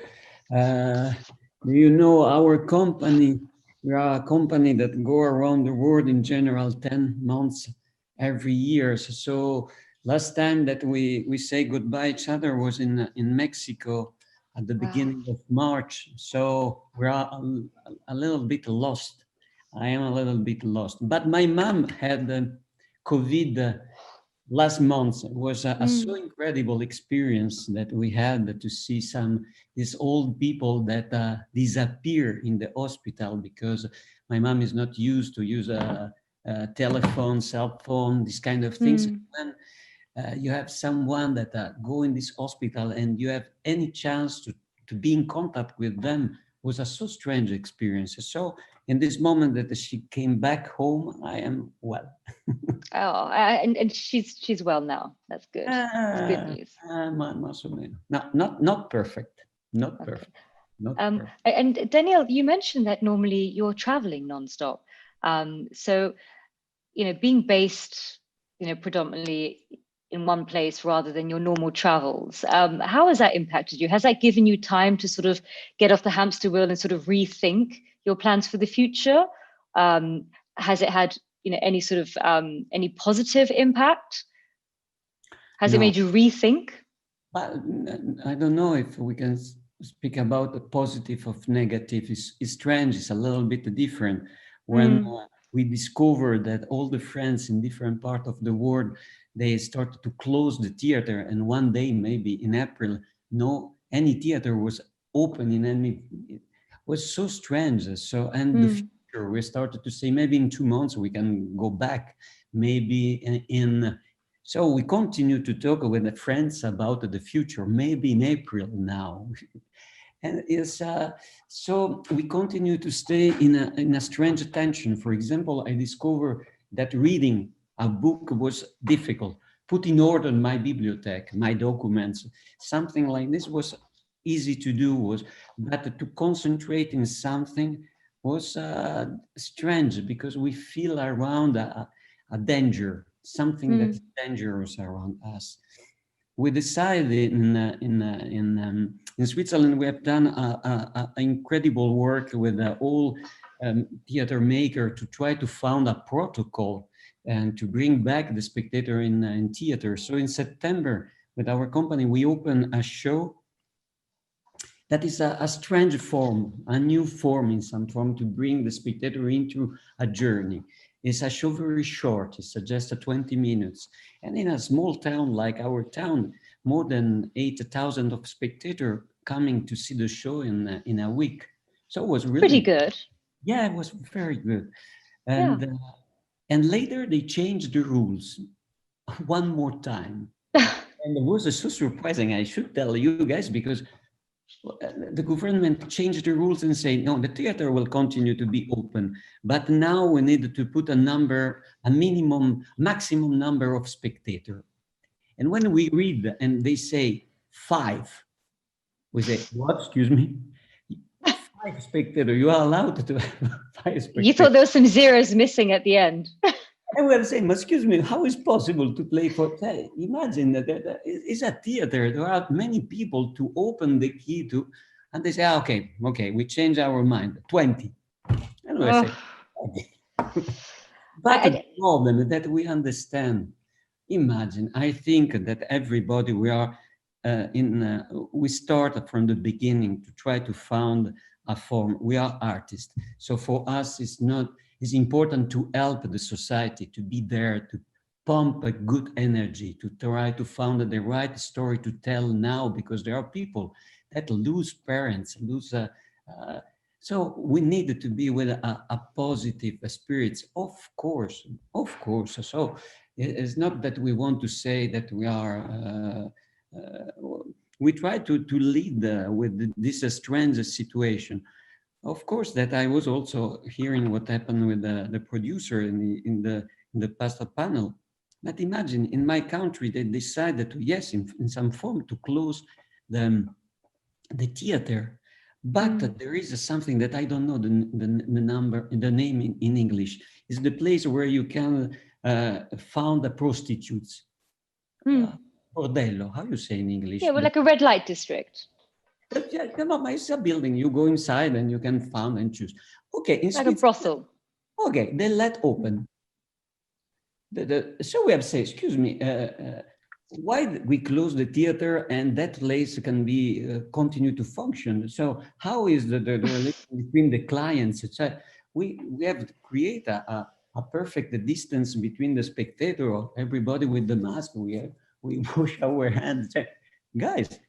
So the future is the present, and the present is very funny because we discover that we still are a little bit like a strange part of the community, a strange part, and they look at that in that form. So it's strange. Yeah, it is strange because it's almost as if they see arts and culture as the periphery of society. As opposed to seeing arts and culture as what should really be, a central source of understanding, what is happening and how it all impacted and weaving together, all the different arts together in order to get people to really, connect with each other, because it's a powerful form of connection, all the different areas. I wanted to ask you, obviously at some point they're going to be opening up the theatres in various different countries. They're going to want social distancing, which means that inevitably they don't want to have every single seat taken. I mean, how will the theatres financially survive when they're going to be operating at potentially half capacity, and even then probably less so? How you survive? You start at the first day to open the fridge and see what is inside, and then the next day you go in the cave and you see if there are. You try to use what you have put in your fridge during the last years. Now there are not other possibilities to try to survive and to use what you have prepared for the future in some form. That is where we are, and in another form, because of survival, I think that for us around this panel is something that we know that our life is very short. So if we lose time, if we don't do something now, it's something that the time go very fast. So the problem is that we want to work, we wanted to play. Work is a strange word in Italian, because I don't work, I play. It's playful, it's beautiful to be with my friends and create and challenge each other. And it's something that make me be better. So in some form, to not have the chance to play, I am like the kids now that are at home, and so it's so beautiful when we have the possibility. My country, I spent the first part of the lockdown in Brazil. We were in Mexico and then in Brazil. I spent there 2 months in Sao Paulo, in the middle of the city, in a department. I was so it was a little bit depressive, the situation, with that guy like president in Brazil, that you open the television and you see this guy there. It was really depressive. So I come back in Switzerland, where we have the chance to do meeting and climbing in the mountain with my friends. We go in the mountain, we are that is a form to survive, to dream, to speak about a possible project, that say maybe in April we are in Russia, create something for the first flight of Gagarin. And we continue to work in this kind of idea that maybe will be impossible to do, but we play. Daniela, thank you so much, for sharing. Ultimately, playtime will resume one day, soon we hope.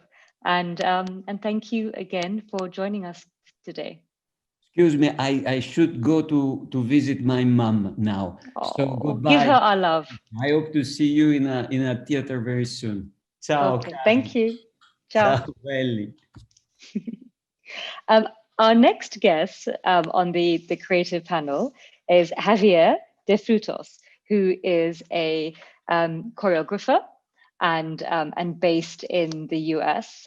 He's a Venezuelan dancer, director, designer, and his performing arts credits include the National Theatre production of London Road, winner of the Critics' Circle Award for Best Musical, received an Olivier nomination for the stage version, won countless other awards. He was named by the Evening Standard in the UK as one of the most influential people in the UK. His work fiction for Ballet Boys was named Best of Dance by the Arts Desk and Top 10 by The Guardian. And he is with us today. Welcome, Javier. Hi. How are you? I'm doing okay. How are you? Where are you? Are you currently in the US? No, I am in London. I came back in September, so I've been here to kind of re-experience all over again all this. I think that I'm the most international lockdown person ever. I seem I have experienced lockdown in I don't know how many languages now. Oh dear, oh dear. Okay, so tell us now. You have experienced lockdown for about 6 months now. I mean, because you did the US and then the UK. That's correct. Any any upside, anything worthwhile that's come out of it? There is something that is very important that we embrace, and I feel that is something that I started as we do. We will spend now inordinate times in this between Instagrams and Facebooks and trying to connect with other people. My first concern, which also had political ramifications, was that the first thing that we had to do under lockdown, every country closed borders. So, and closing borders has been very convenient for the more right-wing people in the planet. It's kind of a, I told you so and don't let them come in. But arts are global. And without that globality, we are in trouble, because I know that many countries are slowly trying to adapt and trying to bring the arts back. But the exchange between countries and the exchange between artists is going to take a little longer. So we're everything that we're doing is partial and practical, but it's not global. And the global exchange, the oral history of how we have dealt with the pandemic is terribly important. So one of the first things that I realized is that, I'll be damned if I'm going to start doing inspirational quotes on Facebook of people that have already died. Poor Maya Angelou. I mean, she has been used and abused throughout this pandemic over and over again. And I just felt I need to speak from my own experience. I need to stop listening to these already dead writers and start really finding what is really happening. And for me, what it was most, I didn't feel okay. I didn't feel good. I felt depressed. I felt that I was grieving. I still feel that I am grieving for something that is kind of unexplained. But for anybody that has suffered through the period of grievance, is a step that you cannot just skip. You have to live through it. You have to understand what that is. And therefore, it does affect not only your personal life, but it does affect your process of creation. Particularly in my case, which is working in either theater or film or choreography, I realized that I always pride myself of being a multitasker and being able to be good at doing a great amount of things, design and et cetera, et cetera. And then I realized, my God, I have all those feathers in my cap and I cannot use any of them at the moment. What am I going to do? And of course, I took on baking. And after, but after 10 or 12 pieces of bread, I just went, this is not what, I'm not going to open a bakery. This is not what I do.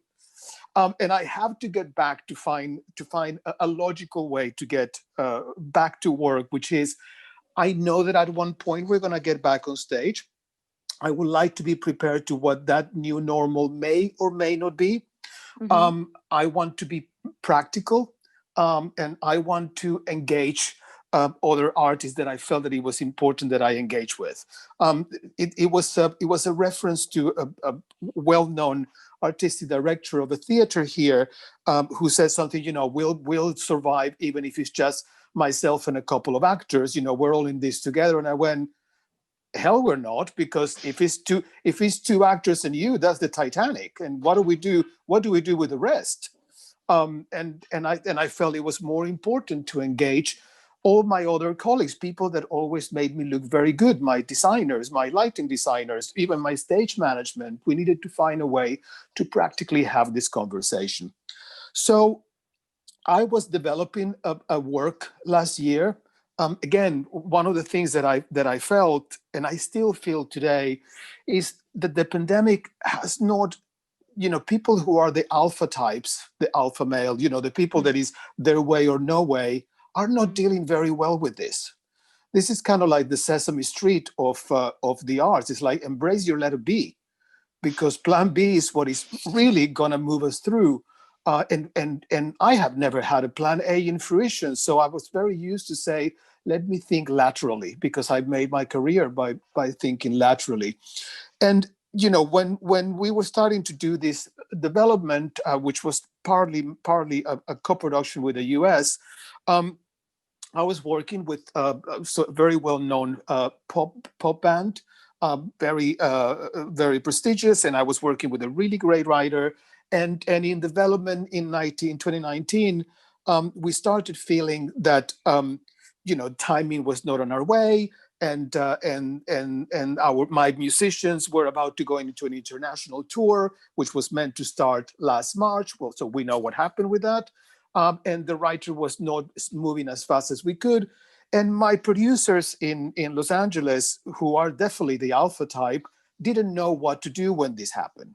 And I said, well, let's just regroup. The first thing that we're going to do is that my musicians said, we're going to have to postpone this because we now really don't have enough time to get into a studio.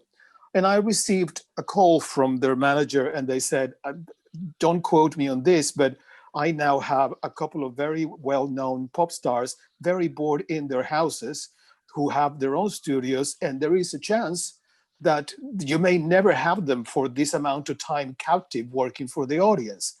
So the conversation went into, okay, the plan B. The plan B is that they didn't want to move forward because the script wasn't finished. So I went back to them and I said, listen, I don't know if this is going to work. The script is not going to be finished, but we're going to have to change the order of things. What about if we start writing music? Because you can. And then we give more time and we become more of a device piece rather than what we had originally planned. Conversations also went with the designers. And I said to my chosen designer, okay, we are in a particular situation regarding COVID restrictions. We don't know what is going to happen, but if we have our ear to the ground, we may be able to come up with something that is a good choice that doesn't need masks. And tell me what can we do to understand the bubbles, and let's talk to the unions, which are very strict about this stuff. Well, the first thing that I found is that the unions had no interest in intermingling with the artists under COVID. So already we had a situation of, okay, we need to create two bubbles. If I am responsible with the bubble that I create, and the theater is responsible with the union and the bubble of the unions, we don't even have to mix, and then the audience is a different thing. So we started talking about designs that can be delivered. She said, I can design something that is only going to be touched by the performers and nobody else. We try to create a work in which stagehands are never in the same space with the performers or on the same floor. Even talking to the costume designer, for instance, something very simple like, listen, my guys need to get dressed by themselves. So instead of putting a zipper in the back, the zipper goes in the front so they can come in and out. And those practical, very primitive conversations meant that the theater started to listen again.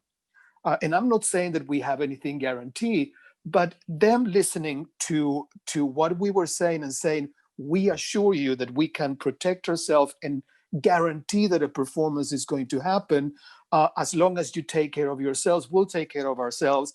And even the conversation about touring, because this was meant to happen on the West Coast, is like, we're going to have to change the pattern of touring. We're not going to fly. we're just going to be in a bus that is just going to be us, and we'll drive from city to city and stay there for a couple of weeks and then move on and follow all the procedures. And it felt more optimistic that we were planning ahead with the hope. It's almost like when you pack an umbrella in your bag. Maybe packing that umbrella is going to mean that it's not going to rain. And we're going to be ready, and we're not going to have to worry about this. And maybe with the vaccine, that will be a return to sort of semi-normal. But I think being prepared and listening has certainly balanced the state of depression and anxiety without having to get rid of it, because I feel that it's important that I experience it.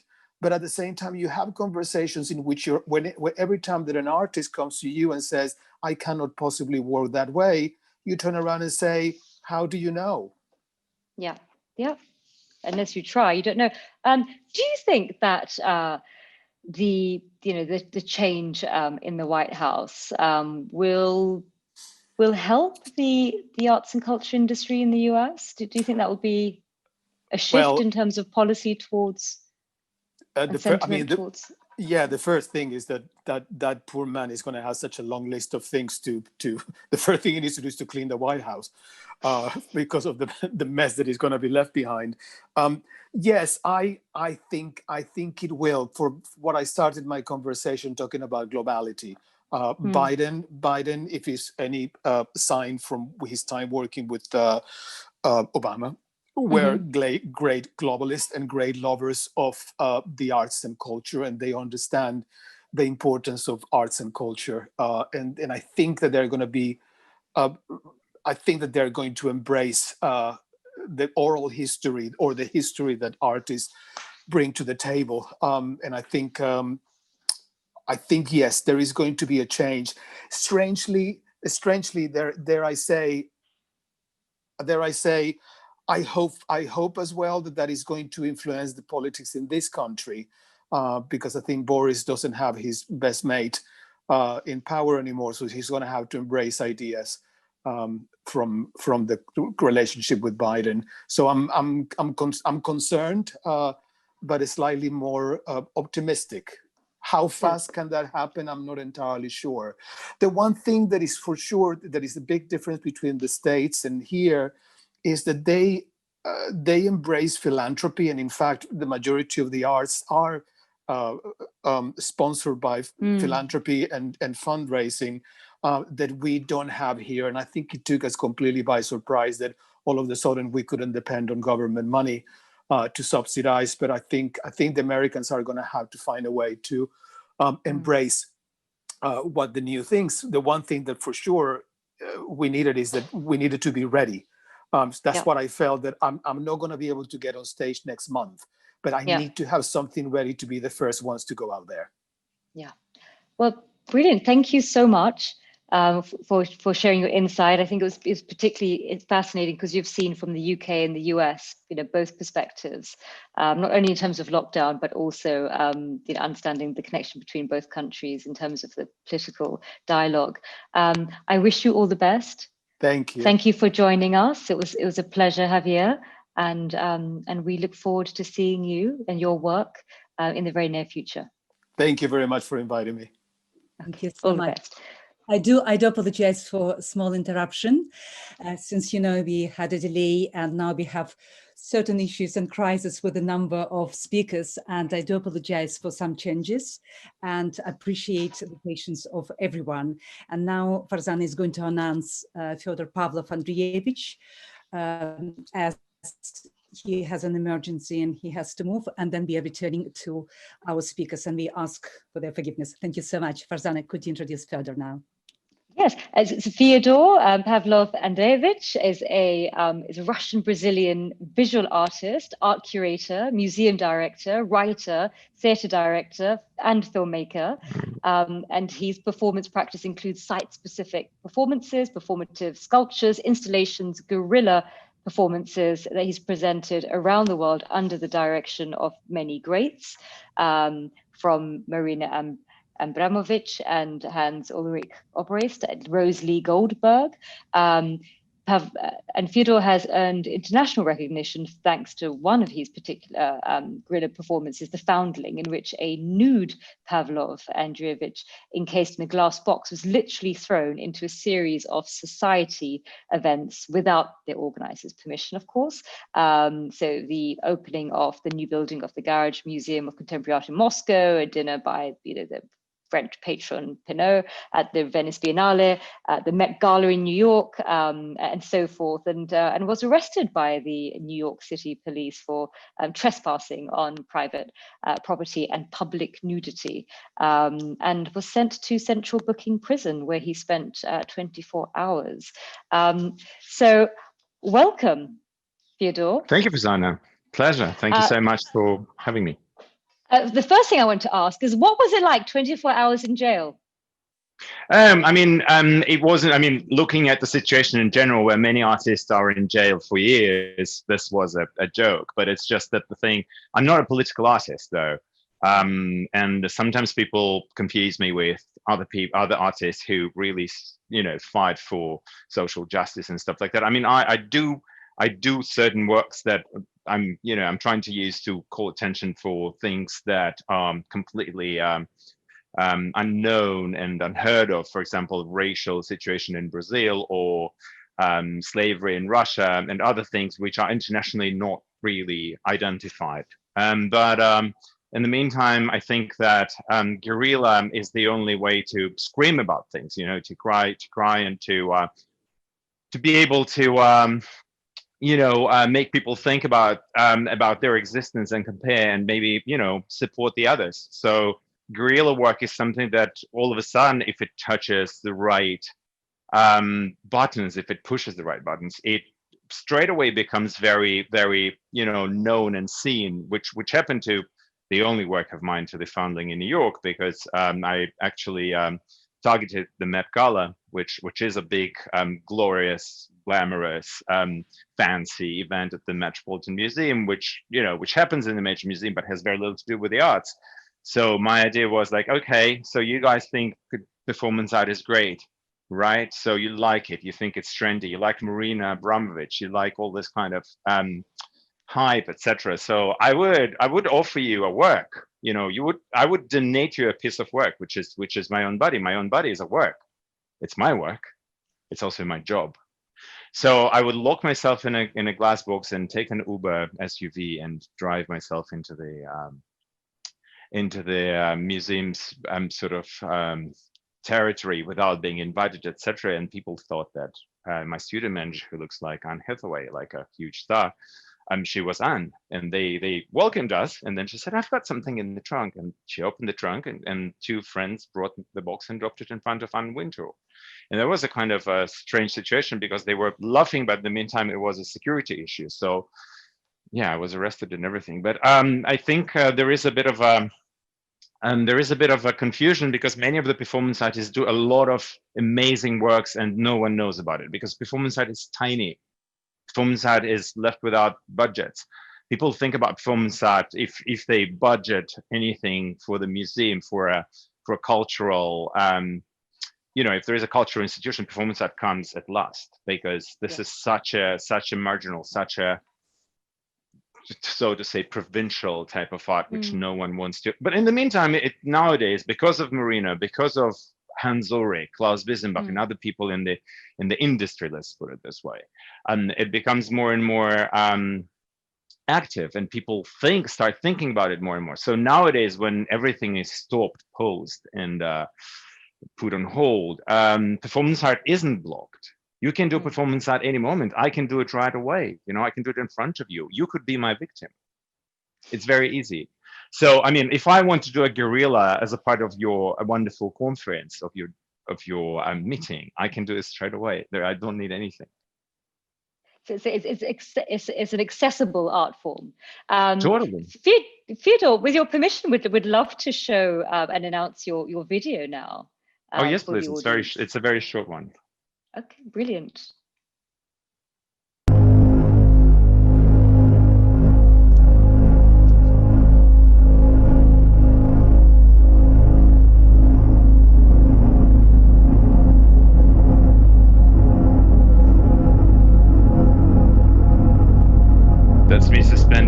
45 meters above the museum building where my opening was happening at the Sao Paulo Museum of Painting. And this is a monument to the slaves of Brazil, one of my 7 monuments, number 3.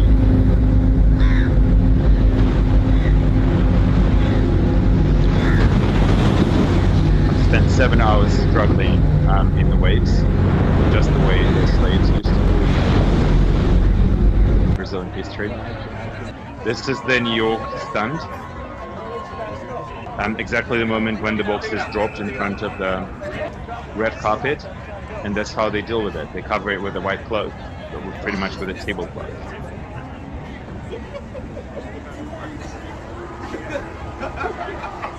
We were right in between Beyonce and Rihanna. So yeah, extraordinary. That's a kind of a little selection. I thought it was quite poignant is how they covered it with the white cloth. And actually they were very, it was my 5th edition. So the Foundling is a series of works. I mean, I'm no longer going to do that again, because like often museum director friends and curators, they say, oh, we'd love to invite you for dinner, or please come join our opening or whatever. And then they look at me and say, but please don't come in a glass box. Or we're doing a fantastic party. Do you want to come in a glass box? And I'm like, so the answer is no to both, because this is a thing that you have to not to imagine of happening.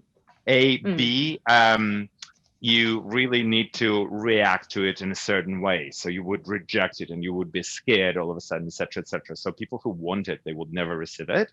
And people who tell me, please don't come, I probably just don't go to this event. So actually nowadays, when there are no events, when everything became so, everyone is so suspicious about the virus as being spread, etc., etc., it's actually quite amazing how our perception of things has shifted since this happened 2 years ago. You know, basically, the Foundling is an idea of, you know, this little baby which is left by its mother in front of a hospital or a church. Mother runs away. This little envelope with a screaming baby stays, and whoever takes it is responsible for it. So my idea was that whoever first sees me in a glass box, once we're inside, so it has to be a bit of magic, a trick happening. So we make it inside the space, inside the event.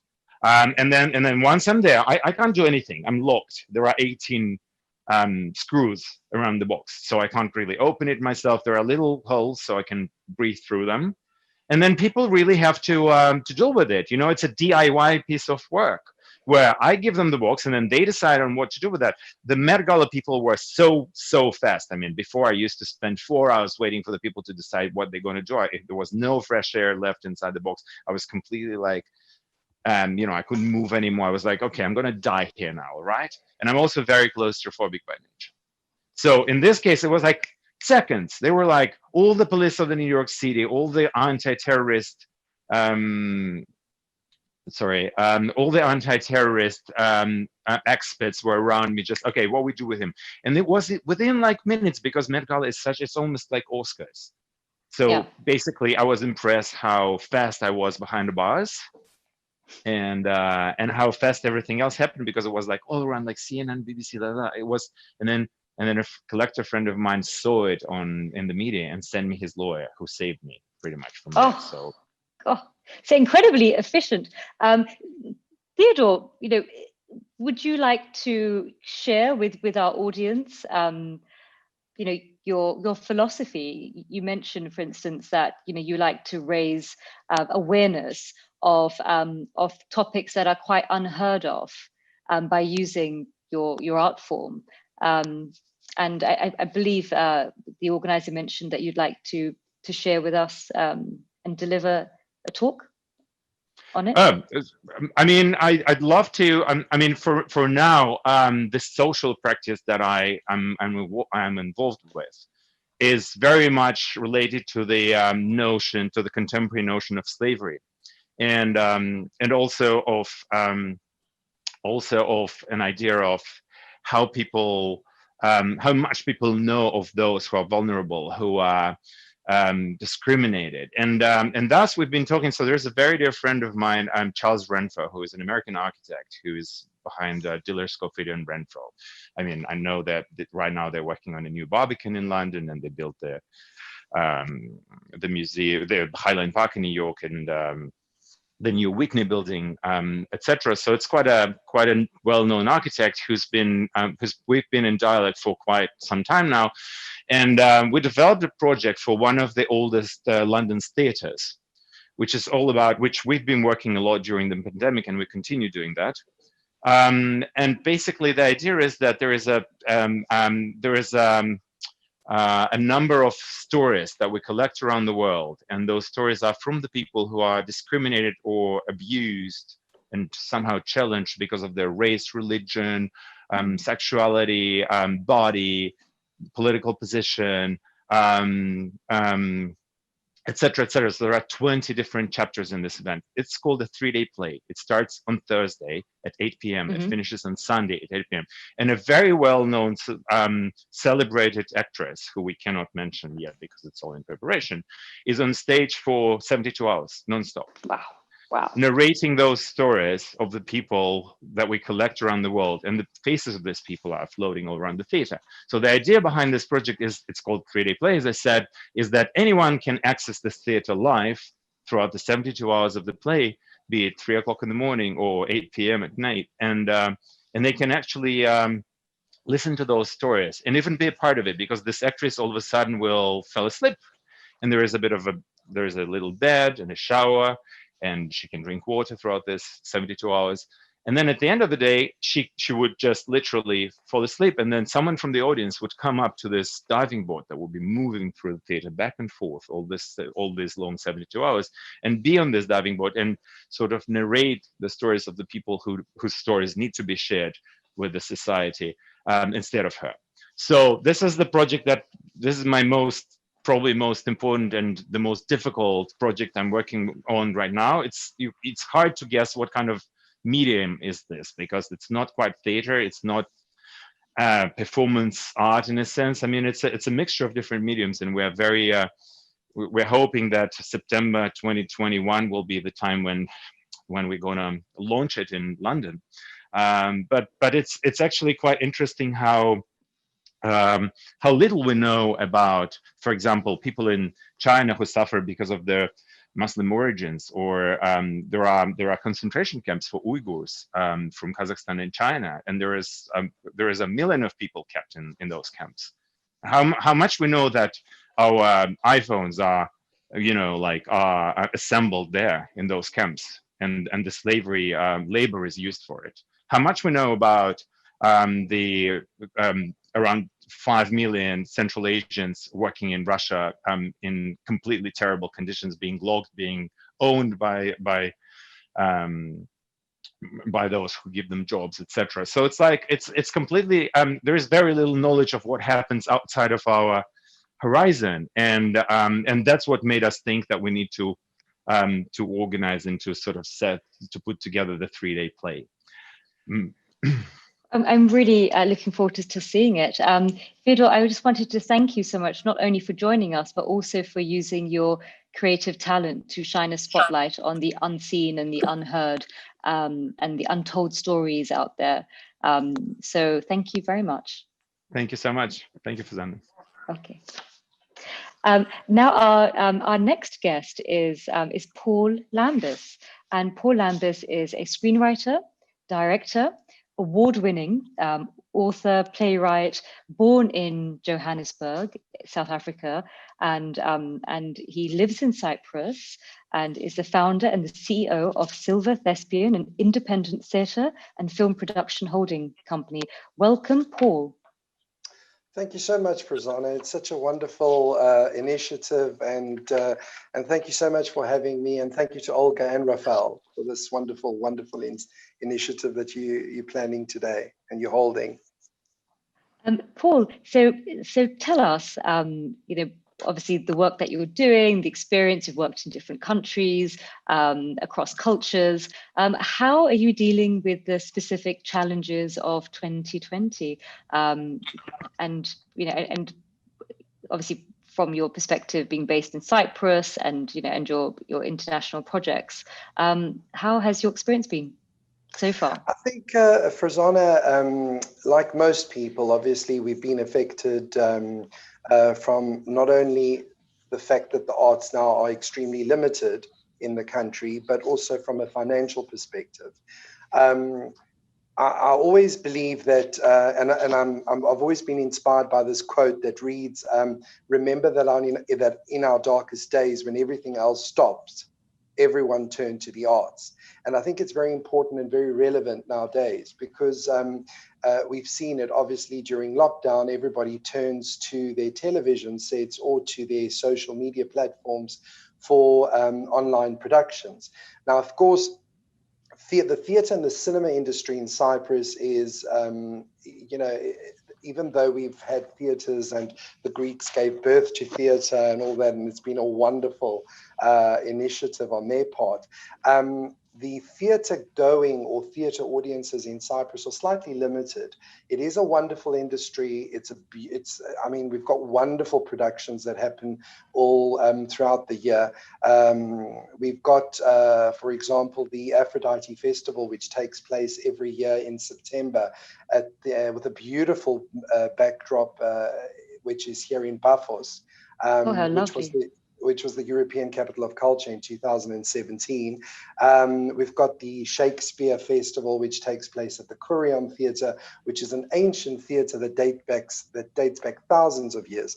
But we know, and also the cinema industry in Cyprus is a new industry, even though the government of Cyprus has created a wonderful incentive to attract foreign direct investment to the country, and obviously filming in Cyprus being one of them. It's really a remarkable place.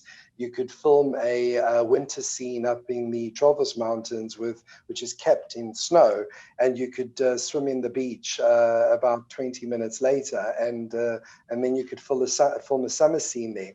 So basically what I'm trying to say is that, yes, the theatre and the cinema industry in Cyprus, it is an essential industry that represents the best talent and creativity that we have to offer. But obviously the pandemic has caused problems for both industries to operate profitably. Cyprus was one of those countries, yes, that acted promptly. It enforced strict preventative measures. We were able to curb the coronavirus pandemic, and it did cast shadows over our tourism industry, which is a key growth factor on the island. But we were able to get down to single-digit units before the summer season kicked in. And then obviously theatre came back into place, and everybody was able to attend and go and watch movies, with obviously, in inverted commas, taking social distancing into account. But now, another thing that we've seen is the explosion of digital productions taking place during the lockdown, which is something everybody has experienced, I'm sure, worldwide, productions taking place online. But it's something that I often refer to as the real time versus the real life experience. You can log in, you can watch that real time production, but it's not the same thing as the real life experience when you're physically in the theatre. And I think the one thing that this pandemic has taught us is, yes, we can come together, but at the same time, it is pulling us apart. I know that the arts are a perfect medium to bring people together, but at the same time, this is, I think, a time where united, we need to stand together and voice our concern, because I think, as with all other countries, the arts aren't really the priority at the moment. And yet they should be, because we all turn to the arts during our darkest hours. And I think, it is the most undervalued sector in Cyprus. I'm happy, though, that people are embracing it, but it needs to be a priority, because that's the thing that gets you through. And I think it's very, very important for us, especially. I was at the stage in March, we were about to embark on a wonderful production filming production with a cast of about 228 actors, and it was going to be shot on location in Cyprus, but we had to put that whole thing on hold. And a lot of the people don't really understand that we're putting it on hold for your own safety. You know, it's very easy to put together a whole production team and go out, okay, very easy, again, in inverted commas, but you need to take the safety of your crew, of your actors into account. And then obviously when there's this pandemic and everybody's so sensitive and so, I think they're frightened because it's an invisible enemy, and they're not really sure how to handle it. There are those that don't believe it exists. There are those that do believe it exists. And but at the end of the day, it brings it back to the arts. The arts are the most undervalued sector. And I think we all need to stand together united to take the arts basically to the next level. Hopefully, without a virus in place. But a virus, if you look at it, is something that does happen. It's happened in the past. It's happened with the Spanish flu. It's happened thousands of years ago. And people learn to adapt, and the arts have survived. And it is something that will survive. And if we take it back again, that we go back to ancient times where the arts were the most important, let's say, aspect of anybody's lives, be it a gladiator fight, as was mentioned before, or even a place where people could get together to find out or have open forum discussions on the current state of events, or, you know, Homer sitting and describing the Odyssey to the ancient Greeks. That's survived, and it still happens today. So I'm sure that we will find a loophole in this whole craziness to re-emerge stronger and better. That's wonderful. Thank you so much, Peter, for your insight. I love your quote that, you know, in the most darkest times, you know, we turn to the arts, and which makes, you know, all of the people today who are, you know, speaking, all sort of, you know, bringing light into this world at a time when the world needs it most. And there's definitely, you know, connection between arts and culture and well-being and mental health, and it is very soothing for the soul. And actually, a lot of people who aren't in the arts and culture industry but who appreciate it have often said one of the things that they miss the most is the connection that they get through art, through walking through a gallery, going to a theatre, seeing, you know, music, listening to opera, because actually we just took it for granted, and only in the absence do we realize actually what a vacuum it creates in our life without it. I think one of the most common questions that are asked, I mean, I know that in the workplace, it's always, did you watch that last night's episode, or did you read that book? Or so at the end of the day, the arts are a key part of our lives. And I think, you know, at the end of the day, governments tend to overlook the fact that, you know, this is a very, very important asset, and it needs to be looked at from a different perspective.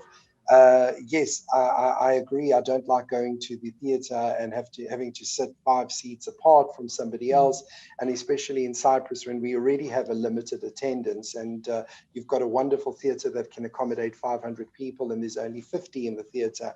It doesn't give off the same effect, you know. Yeah, but, and it financially doesn't add up either, because it doesn't add up. And then again, you know, it's there's always a small amount of money that's put aside for the arts when it should be the opposite. I agree. Well, on that most important note, thank you for your wisdom, Paul, and we wish you all the best in continuing and supporting the industry through all your various businesses. Thank you so much for having me, Frizana, and thank you for a wonderful initiative, and keep up the good work. Thank you. Take care, Paul. Thank you. Bye-bye. Bye-bye. Okay, so our next guest is Mark Berry. And Mark Berry is a producer and based in Canada. And he has worked as a sound engineer at some of the top recording studios like Electric Lady, Record Plant, Hit Factory, and had the position of staff engineer and in-house AR producer for Vanguard. And and his latest venture is Stream in Tunes. It's an interactive website for worldwide music supervisors and filmmakers with some of the biggest names in the entertainment industry, clients including MTV, Fox, Disney, Warner Brothers, and so forth.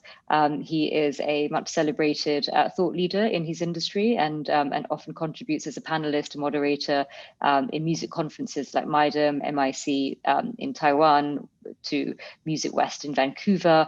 Welcome, Mark. Thank you for having me. It's been a pleasure. So Mark, this is actually incredibly exciting because, of course, a lot of artists and creatives have struggled with seeing their income grind to a halt based upon their work, which now, because of various different lockdowns and social distancing, they haven't been able to do. But of course, you have a ray of light for a number of artists and creatives, where you're bringing in additional revenue streams for them by using the digital media landscape. Would love to know more about how you're widening the spectrum of revenue for artists. Well, we've always been very strong in the film and television area. In terms of inserting music. Certainly the live sector is pretty much kaput between now and, I would say, at least to the middle to the end of next year. But if you own your masters and you own your copyrights, we can put those in a movie for you. We can put those in a TV show for you. We can put those in a video game, a movie trailer, a production company video, and they pay you for it. And it's a great source of revenue. You have to remember, 10% of a movie's budget is music. So I had no idea it was that much. 10%. Absolutely. Phenomenal. Let's say they're shooting a $30 million movie. It's okay. They're going to spend $3 million on music, and that's going to be, they're going to do the orchestra. They're going to do bumpers and stingers. That's coming out of a scene, going into a scene.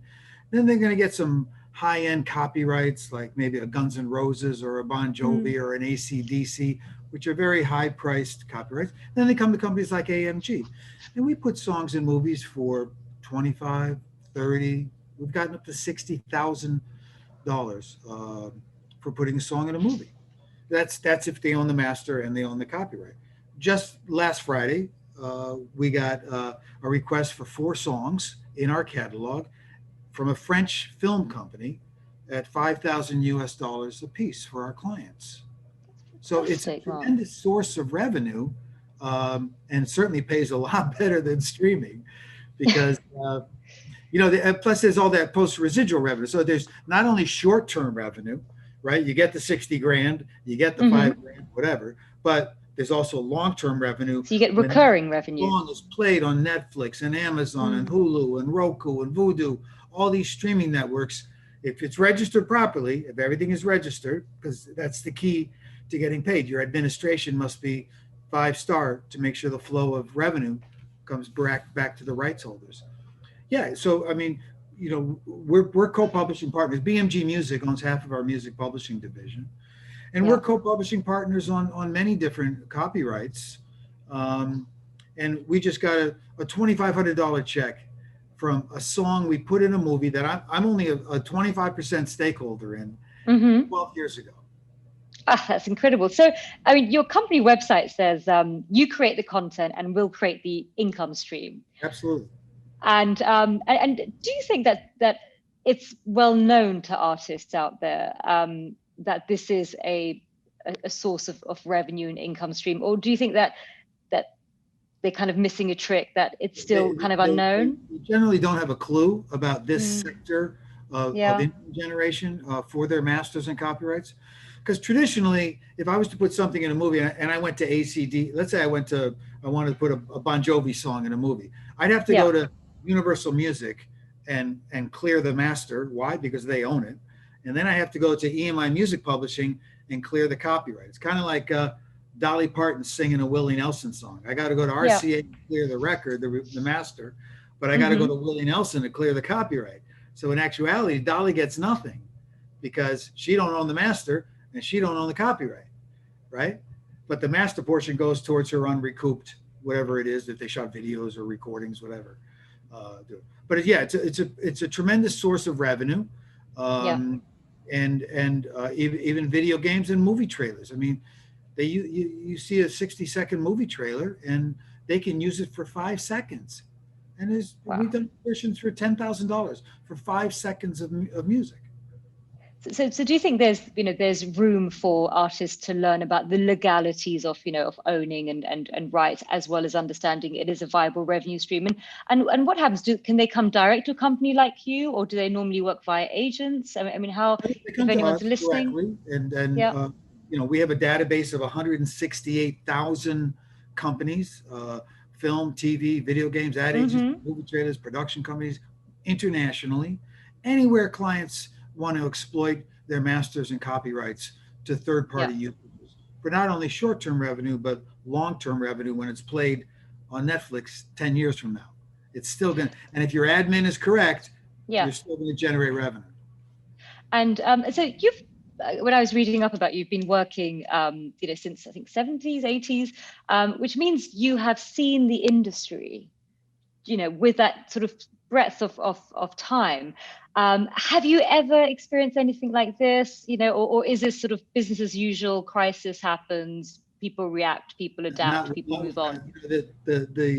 Well, number one, I go way back to 1972. I go way back to where I got the first record I engineered was when I was 18 years old, and that was "You're So Vain" by Carlos. Love that song. Yeah, so that was my first credited recording as an engineer, and I just kind of built that up and built that up and built that up. But yeah, the administration is the key to owning masters and copyrights, and connecting that flow of revenue. Also, remember, if they take that little 90-second clip out of the movie and they put it up online in YouTube, and 40 million people look at it with your music on it, that means 40 million people listen to your music. So you want to be paid for those 40 million streams on and you get the exposure as well. Absolutely, of that little 90-second clip, So it's if you're all registered properly in Sound Exchange, MROC here in Canada, SOCAN here in Canada, ASCAP BMI, GEMA in Europe. These are all companies that collect revenue for you, and you're paid directly from these companies.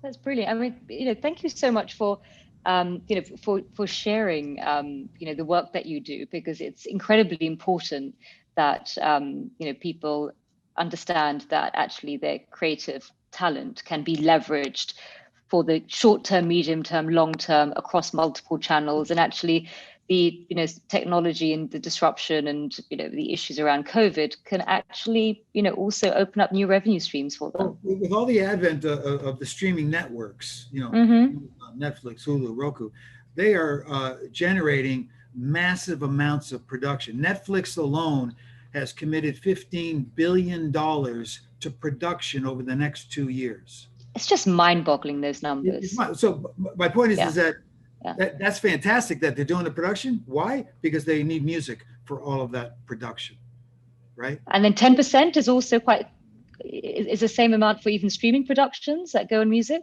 Absolutely. That's a lot of money, Mark. It could be a great source of revenue. Like I said, not only short-term, but long-term revenue. If you own your masters and your copyrights, it's all going to flow back through to you. Brilliant. Thank you again. And we wish you all the best. Absolutely. Thank you for all the esteemed panelists. Olga, thank you very much for having me. And Farzana, thank you very much as well. Take care, guys. Okay. All the best. Bye. So our next guest is Hermès Lucas. He is a photographer and is based across UK, Cyprus, Italy. Won a number of awards and works across the globe capturing diverse cultures through landscapes to intimate portraits, and his career has taken him around the world, from the most prestigious venues to winning awards, being presented in institutions and art fairs, and including obviously the Florence Biennale. So welcome Hermès. Thank you for joining us. So I think, can we hear you? No, I believe we Miss- can't hear you. Unmute. The microphone is at the bottom, on the left at the bottom. You have to open the microphone. Farzana, can you kindly Can you hear me now? Yes, we can hear you perfectly. Perfect. Okay, I think you might have muted me when I was trying to save my iPad, and then I moved to my iPhone, having failed with the Mac. So so we can talk about connections and my relationship with technology. Thanks first of all, the work behind you, it's part of your portfolio? Yeah, I mean, interestingly, I was upstairs, but the system kept failing, where I have the Florence Biennale series, which was something from Brazil. And here is a space I have where I test. They're test prints, basically, that I put as triptychs on the wall. And then it's a good way to see what works before you do final prints. So Beautiful. hopefully this line would not fail me. Now, you're used to traveling nonstop. You know, you travel across different cultures, countries. I imagine travel is a great source of inspiration for you. You know, are you based at the moment where in? I'm actually in London now, and I regard it as being grounded, as it were. I mean, in between incidents of COVID. For special missions, as it were, I surreptitiously went to the Middle East, Greece at a moment, and then France. And it's true, a lot of this work requires the traveling. In other words, the context is some kind of social situation or social that involves a social documentary, any investigative work, journalistic, legal, and other. And some of it UN related, with a type of organizations where you're embedded, and that allows you access to the subject matter, but also the kind of feeling that you get with people that allows you to be doing this work. And a lot of this work is with a 35mm camera or 28mm. In other words, you have to be a participant of the event to be taking the pictures. And my background in doing this used to be like sketching and pastels and charcoal. So very strong images of things around you. To me, the biggest problem with the pandemic was because you had to have a safe distance and people's concerns were very different. To do your work, you then move to a telephoto lens. You're further away. You're still documenting the pain or the fear or the issues that people have. And therefore, to some extent, a lot of the issues you come across, you realize that you want to put your camera down. In other words, it may be the wrong moment to be taking photographs in the type of environment that I was in. And you know, during lockdown, you know, I think we read some stories of photographers taking, you know, pictures through windows and taking, you know, sort of portraits of, you know, people through even Zoom. I mean, is that something that you feel is a way of adapting photography to social distancing and so forth, or do you feel it's just not the same thing? No, it worked the opposite way to me. And I know that people mention about technology and using laptops and new compositions. I mean, a bad idea would never become a good one just because you introduce new technologies. And therefore, it is not the style. My style would rather be immediate, where you are actually involved in your portraiture. It's not a stolen moment, as it were. It's a contrived. Yeah, I mean, a lot of it could be contrived, even if it's not the way that you would approach it, maybe. So what I did is to start writing with friends who always had an idea about a book on aesthetics and a friend of mine who was a super mathematician from uni on the Fibonacci series and progression and algorithmic progression to show how the golden ratio would always apply. It inspires people. It's even in their biology. And at the same time, a lot of the people we work with, framers, printers, archival materials, film, laboratories that would develop very special film that I've used for series, however closed down or don't produce them anymore. So I concentrated on printing and finalizing photographs framed for various galleries. So the moment that I had a chance, and the Royal Academy was open for a while, which was very helpful, I made sure that I took some of my pieces, some of my work to various places. Then tried to see whether I could learn anything by getting a new system, downloading new software. But all it showed to me is that making a picture, for me, requires to go to the stage where you print it and produce it as a three-dimensional picture. It's the nature of the work that I do, using a lot of film that is either transparencies or obsolete negatives that need to be printed and turned into a picture to see the essence of the work. And one final question is, what advice would you give to fellow photographers, going through obviously this year, and in terms of what trends are there in the future? I know that there are people who ask, what's the future of photography as an art, and it's been a debate.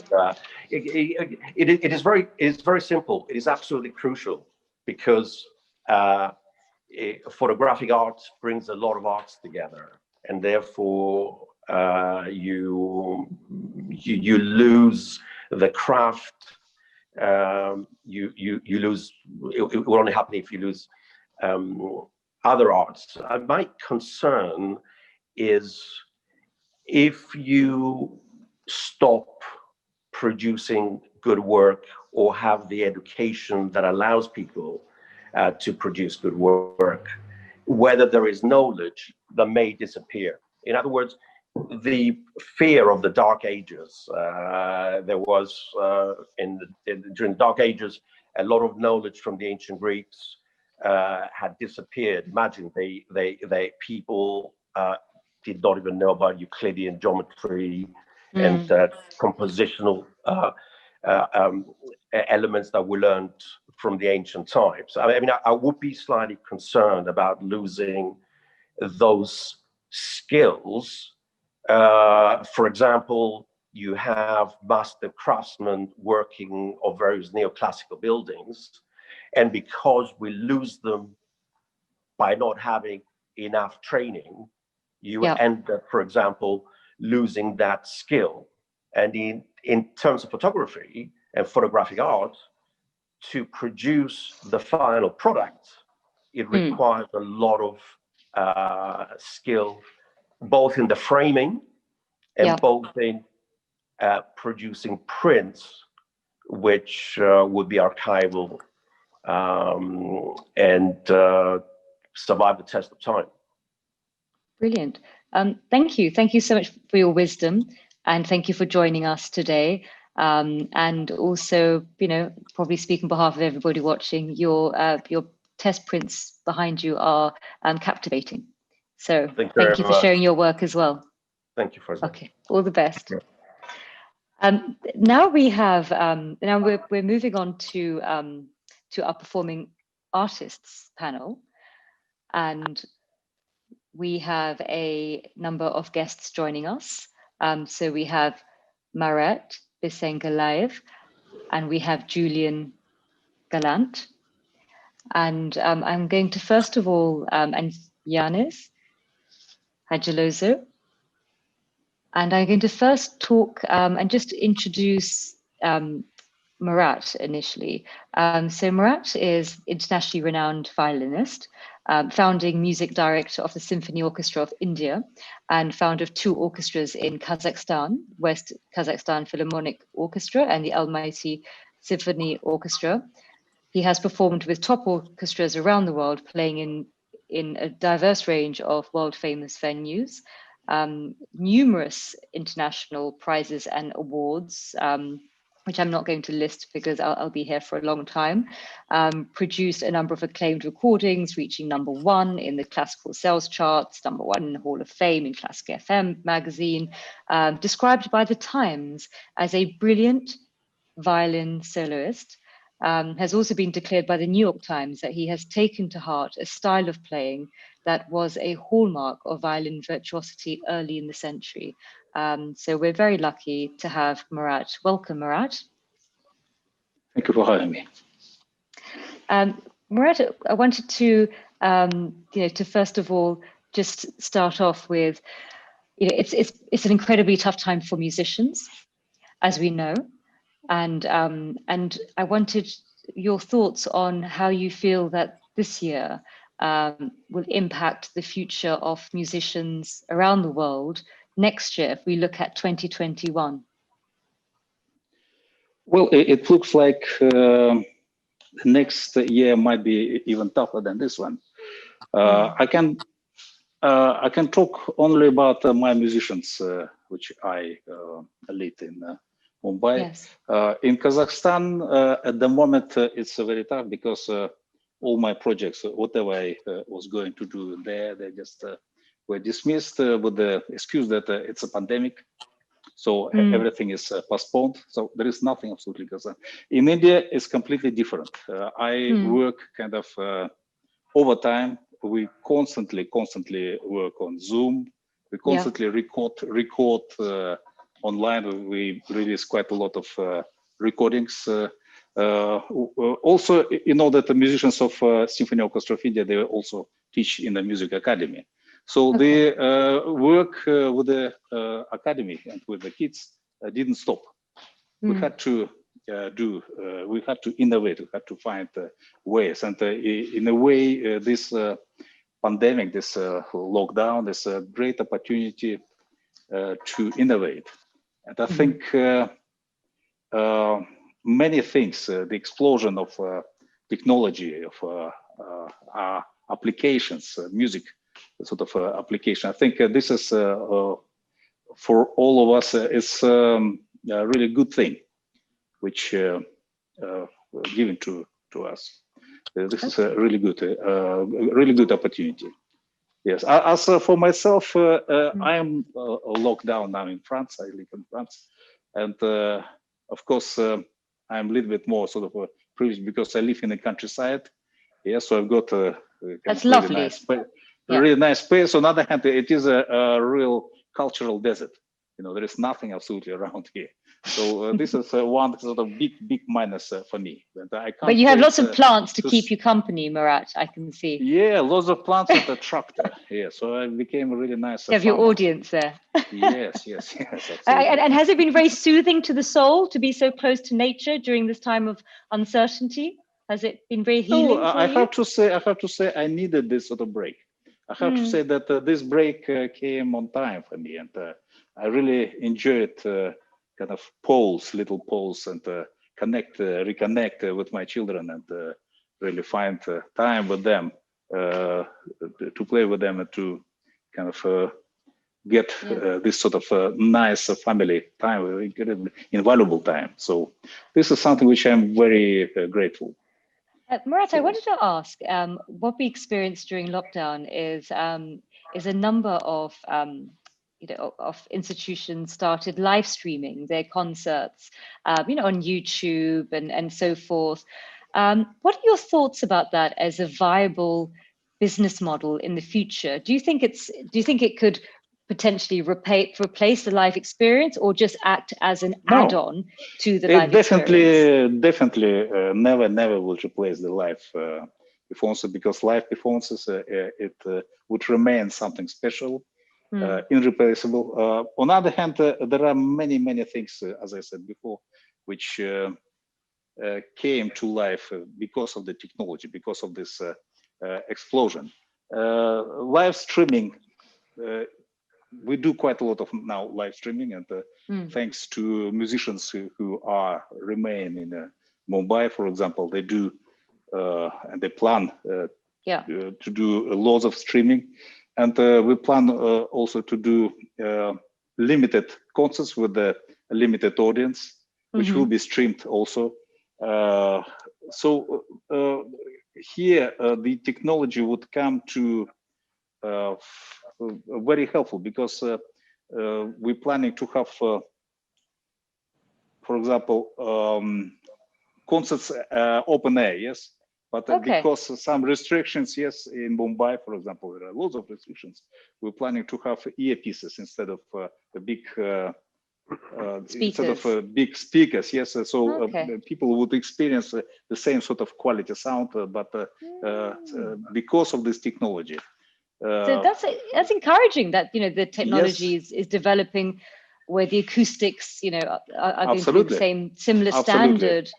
Yes. That's and really I was very encouraged by online teaching for kids because I thought that wouldn't work, but actually I listened to the latest examinations. I was pleasantly surprised. We use also the latest sort of development in a virtual orchestra, which is the virtual headsets. Headset, yes, and we recorded our orchestra. Wow. Recorded our orchestra kind of a 380 degree, and the student is able to play with that orchestra.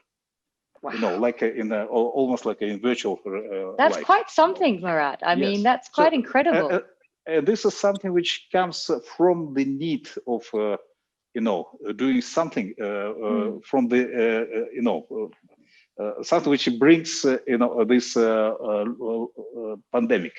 It makes people think about things which we need to do. Murat, I just wanted to ask just one last question, is the technology that you're describing, do you think it's going to also have a positive impact upon diversity and inclusivity, in the sense that, even from a teaching perspective, those children who perhaps can't afford a live teacher, they can have access to lessons online, and because education is obviously being revolutionized, all to, to people who can't perhaps afford to attend a live concert. They can actually just use streaming. So do you think it will the arts will no longer be seen, by some as just being for the few, but becomes something for the many? We are now organizing online competition in Mumbai, and what does it give? It gives opportunity for people who can't afford to come to kind of certain venues and so on. Incredible opportunity to play in front of international judges. Also, I am a judge on one American competition in Washington, which developed the technology of a soloist playing with the orchestra in a different country. I mean, it was unthinkable to have to get this problem of delay. But apparently it's resolvable now. Yes, I still need to see how it works, because the finals will be only next year in 3-4 months, I think. Yes, but this is fascinating and incredibly encouraging. I would love to play, for example, as a soloist with the orchestra in America or with the orchestra in Japan. It is possible even a city here, yes, to play the solo with the orchestra. I mean, the technology goes so far, but of course it never would replace the live performance. Well, we're in a phase of accelerating intelligence, and I think all the innovation around technology, we don't know in the next 10 years actually if they can reproduce at least some aspects of the live scary. performance. It's scary because I just recorded the solo for the film. Yeah. And I discovered that the symphony orchestra is actually not the real symphony orchestra. It's the samples, from the program. And I couldn't believe, because the sound is incredibly real. And that makes me think, when does it come time when the orchestra will not be needed? And that's a scary thought. But still, I do think that the live orchestra, the live musicianship would remain with all this sort of imperfection, with everything. And that imperfection will be the sort of main reason for live performance. Yeah, thank you so much, Murat, for sharing with us. And as we know, the only constant in life is change, and technology continues to transform everything from the way we live and communicate to the way we consume and indulge in arts and culture. So thank you, Murat. Thank you for having me. Okay, brilliant. Bye-bye. Another interruption from my side, because I'm trying to monitor all our wonderful speakers who have different obligations and emergencies around the world. And I do apologize to Julian and to Yanis, who is finally back. We were afraid to lose him. So we'll continue in a moment with our artistic panel in a short while. And now we will be introducing Rory. And I leave you, Roxana, to make the introduction, and then we are going to see Rory's presentation. And thank you so much for your patience, everyone. We are pushing and doing our best. Thank you. Olga, everyone, can you hear me? Yes, Rory, we can hear you perfectly. So I just wanted to just start off with just sharing with the audience a little bit about yourself, if I may. Virtual reality specialist, head of Europe, Middle East, Africa at ARHT Media, creates humograms, the world's most believable interactive human holograms through a humogram, interactive experiences that you can use across a plethora of applications, from sales to shows to concerts to keynotes to presentations, trade shows, retail displays, and so forth. All kinds of novel interactions with living and deceased celebrities, as well as fictional and animated characters, all of which is connected to multiple forms of push and pull, mobile messaging and communication. Rory, what does that all mean? Can you hear me? Yes. Yep. Well, I don't know, actually. Are we talking about what Kim Kardashian did, Rory? Kim Kardashian had a birthday celebration and her father was brought back to life. Is that what we're talking about? We call that a digital resurrection. So yeah, we brought him back to life, and it was a weird thing to do, but we did it. I'm going to start off with first off is Olga. Thank you so much, Olga, for introducing us to this this event, but also all the emails, all the text messages to try and maybe get me here. We are working really hard on lots of different events at the moment,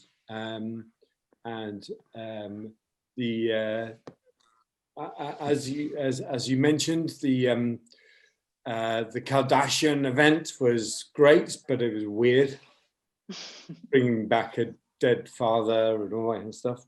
It was weird, but it worked. That's what they wanted, and that's what they got. We're essentially a multimedia platform. So, maybe 15, 20 years ago, we'd have been selling plasma screens or something like that. Right now, I'm selling holograms, a 3D version of whatever you wanted to sell, project, communicate. My first event in 2013 was Tupac, bringing Tupac back to life. Oh yes, of course. Yeah, so at Coachella Festival, we had Dr. Dre and Snoop Dogg on a stage with them.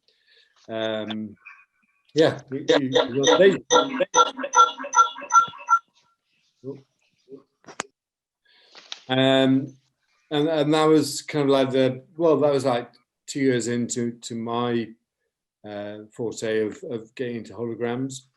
I've now been working in holograms for about 12 years, and the two-pack event was done really well. It was beautiful, but it was it's the fax machine of holograms now. If you wanted to have the two-pack event, it would be expensive and large, and it would take you two days to create. We're now in a position now where we can create the two-pack or an event within a couple of hours, frankly. I don't know whether Harvey is still on the call, but Harvey and I, we go way back to the Musion side where we produce the Musion stuff and the lots of other things. I'm working right now, so I basically just wrote down what am I working on at the moment. So I'm working on a hologram DJ event with Carl Cox, and I can't tell you the other guy, but he's a very famous actor. And his name rhymes with I can't tell you. You can't even give us that. No, I can't tell you that. That's a tease. I'm working with theatres at the moment, which is quite interesting. All the theatres are closed in the UK. I don't know what they're like worldwide, but they're bringing in schools to have. So the first event we've got with a theatre in Hammersmith is with Spike Lee, the director. Mm-hmm. He's going to do a live interaction with a lot of schools in a theatre in the Hammersmith Theatre. Mm-hmm. And then we can. Thing is, we've recorded it, so it doesn't matter. We can keep on doing it again and again and again. We're working with films. We're working with the COVID Oxford team. What are you doing for them, the COVID Oxford team? Oh, it's interesting. I'm glad you've asked me that question.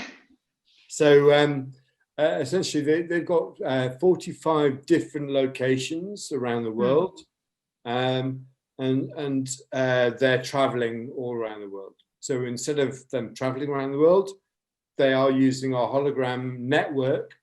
So a live interaction where the head of COVID Oxford will give he will show what they're doing in a full body form. My God, it sounds like something from Star Wars. And I'm shocked that it's being used so widely. I mean, what are the price points for this? I mean, I sort of thought it would only be something, where the very few could afford, but you're talking about, government initiatives and academia. Yeah, you're right. You're right. Wide application. It was incredibly expensive, and that's why I left and started my own company, and then joined up with a Canadian company that had a lot of money, to make it very cheap, essentially. So that's what we're trying to do.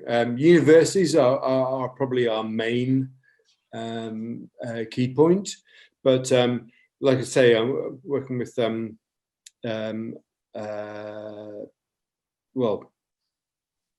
looking down my list at the moment. What can I say that I'm working with? Your magic work, Rory, I interrupt again. Can we try to show some of your magic work? We actually can present from our end, hopefully, unless you want to do it. I'll tell you what I'm going to do. I'm going to show you a video.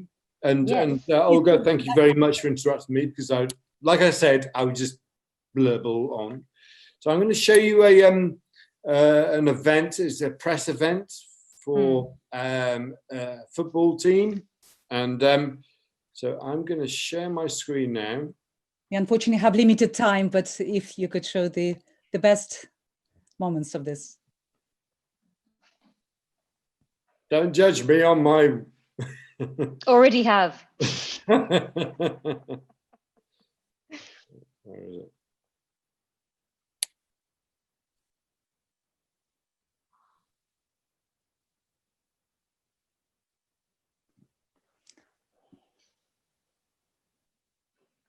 Sorry, give me a second. It's not.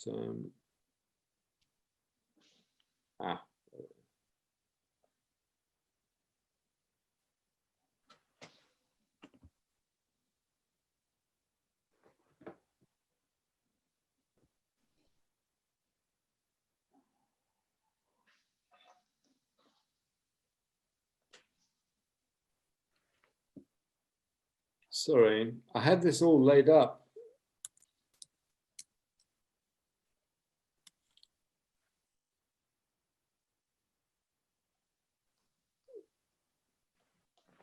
This gives you a bit of.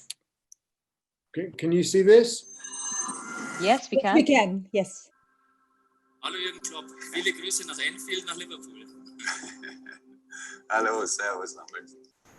When you're launching a cup like this during mid-season, it's impossible to get people to fly over and everyone be in the same place, especially managers of teams.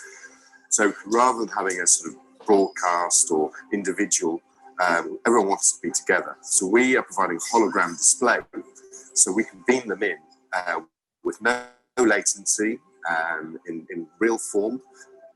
They can see the panel, so they can see people who sat next to, whether they're virtual or whether they're real. And they can see the audience, which is in this case the press. So they can have a two-way conversation, a bit like a telephone call. For der Generation her jemand, der auch schon Enterprise geguckt hat.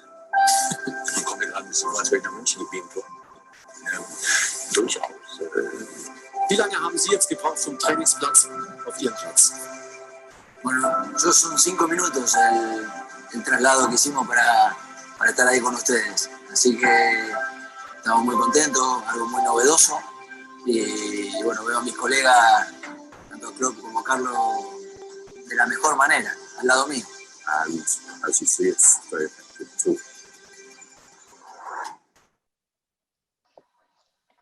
Brilliant. Okay. Thank you, Rory, for sharing. Okay, well, it was a press event, but Mister, Frank, your eyes are full of hesitation. what have I done? So make me wonder if you know. On that note, I wanted to thank you for sharing what is your present, because for most of us, it will be our future. For us, you know, a lot of us, we tend to read about the incredible work that you're doing in newspapers or magazines and the like. But I think, you know, in the very near future, we will all get to experience seeing a humanogram. So very exciting that you're working on the precipice of such an exciting new sort of channel of engagement for people. Thank you, Rory.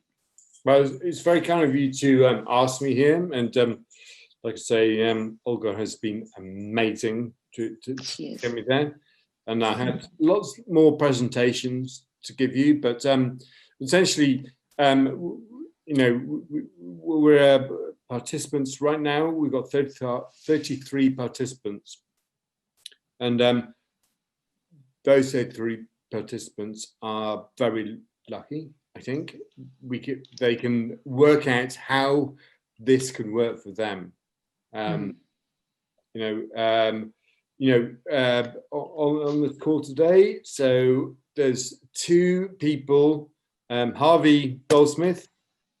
Yeah. Harvey, you still here?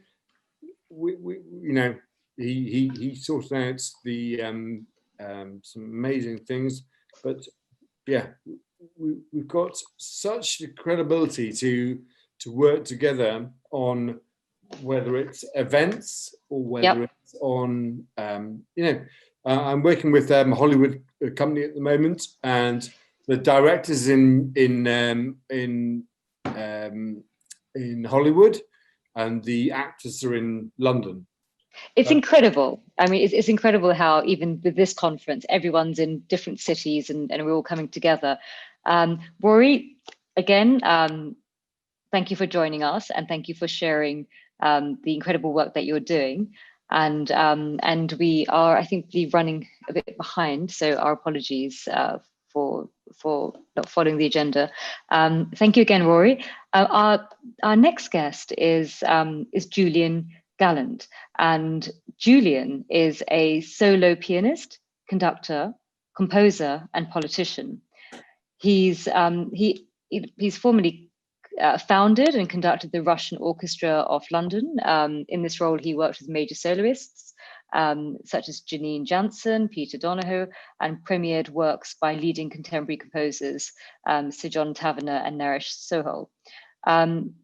Julian has conducted the Royal Philharmonic Orchestra in London, Marbella, and he's also worked with the Salzburg Mozarteum Orchestra, English Chamber Orchestra, and the Russian Philharmonic Orchestra.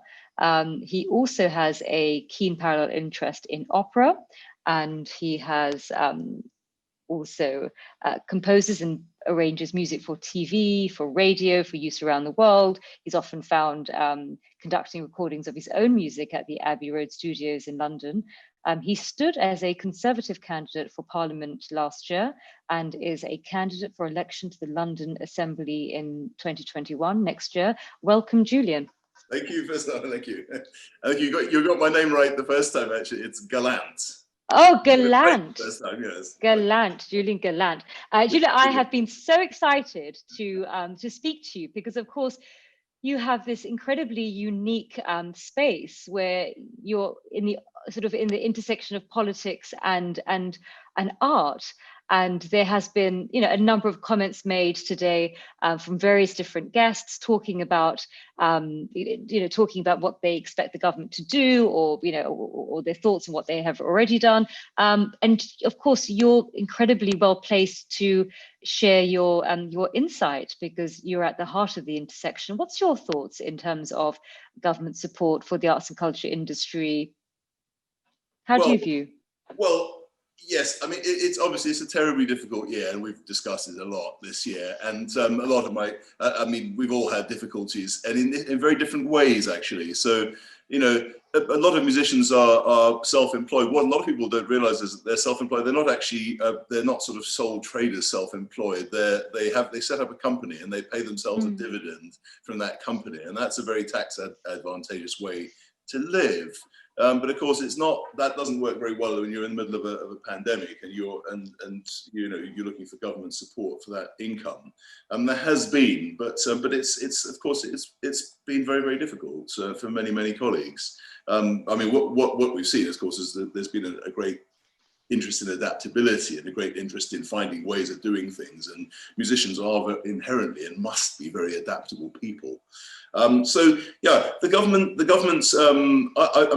has provided the 1.5 billion for theatres and for institutions to help them, and the administration of the money, of course, is the key thing, as Harvey says. He wasn't particularly complimentary about the panel. I mean, we'll have to see how effective that will be, and the result of that input and that injection of cash is going to become apparent fairly far down the line. If you look at somewhere like the Royal Opera House, what Harvey mentioned is that they didn't actually get any direct, massive grant. But of course, the Royal Opera House is one of the biggest recipients of government grant in the country. I mean, the state is a huge patron of the Opera House. I think its revenue probably accounts for maybe perhaps 25% of the cost of running it. Yes, the ticket revenue for an opera house is really the icing on the cake. I mean, its core revenue comes from, in the case of the Opera House, it comes from government subsidy and from sponsorship and from donations. I mean, that is really where its core revenue comes from. And Julian, do you think, I mean, earlier, some of our guests mentioned the enormous economic contribution that the arts and culture industry makes, in the UK and obviously in countries around the world as well. Do you think that the industry doesn't do enough to tell its story, to government and to other stakeholders? Do you think that it suffers a bit in terms of perceptions, that it's perceived as something for like a niche audience and not central to the cause of sort of human living? What's your thoughts about how the industry is perceived?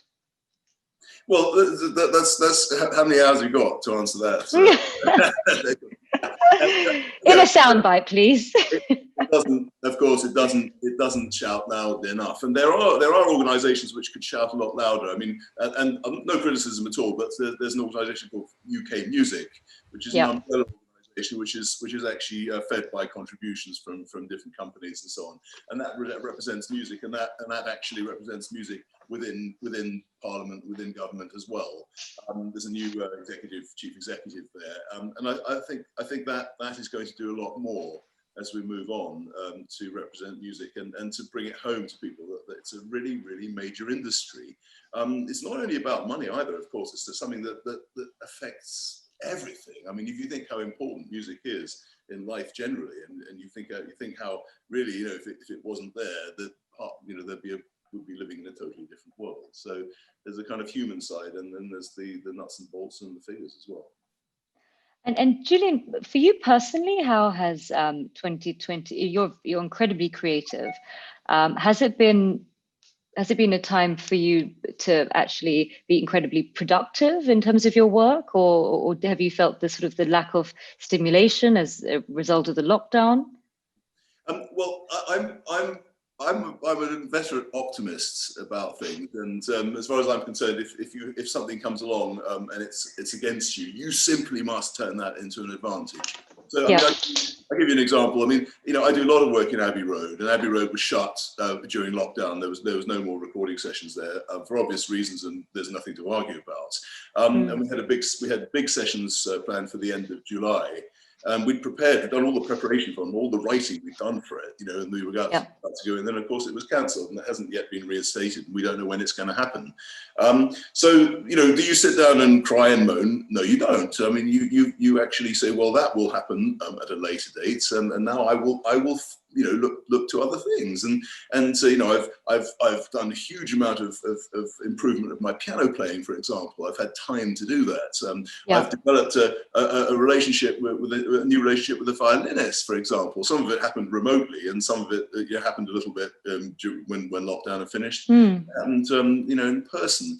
So there are lots of things where, and actually I've been writing music as well. I mean, I think it was said earlier on, the writing carries on, and I've carried on writing music and preparing new tracks and so on for what I do. What I do is actually I write production music. Mark Berry was talking about it earlier on. Yes. I earn like that, and I write production music, okay. And it gets used all over the world. I mean, you write one track and it gets used in a children's commercial in Australia and something else in America, and revenue comes through the Performing Rights Society eventually. There's boundless opportunities there. And Julian, this is actually a historical thing, and I mean, I've just tell you this little story because I've been thinking about it all afternoon. We're talking about live music. And how important that is, and this image of mine. I remember attending the Shostakovich performance of Shostakovich's Fourth Symphony in the Albert Hall, packed Albert Hall, and Valery Gergiev was conducting the BBC Symphony Orchestra, I think, Shostakovich. And at the end of this symphony, it's a very, very dark work. And the end of the symphony, I'm going to play the piano a little bit now. Yes, please. You've got the strings playing the C minor chord here, and you've got the glockenspiel going again. This is how loud it is in the whole of the Albert Hall. 4,000 people, and then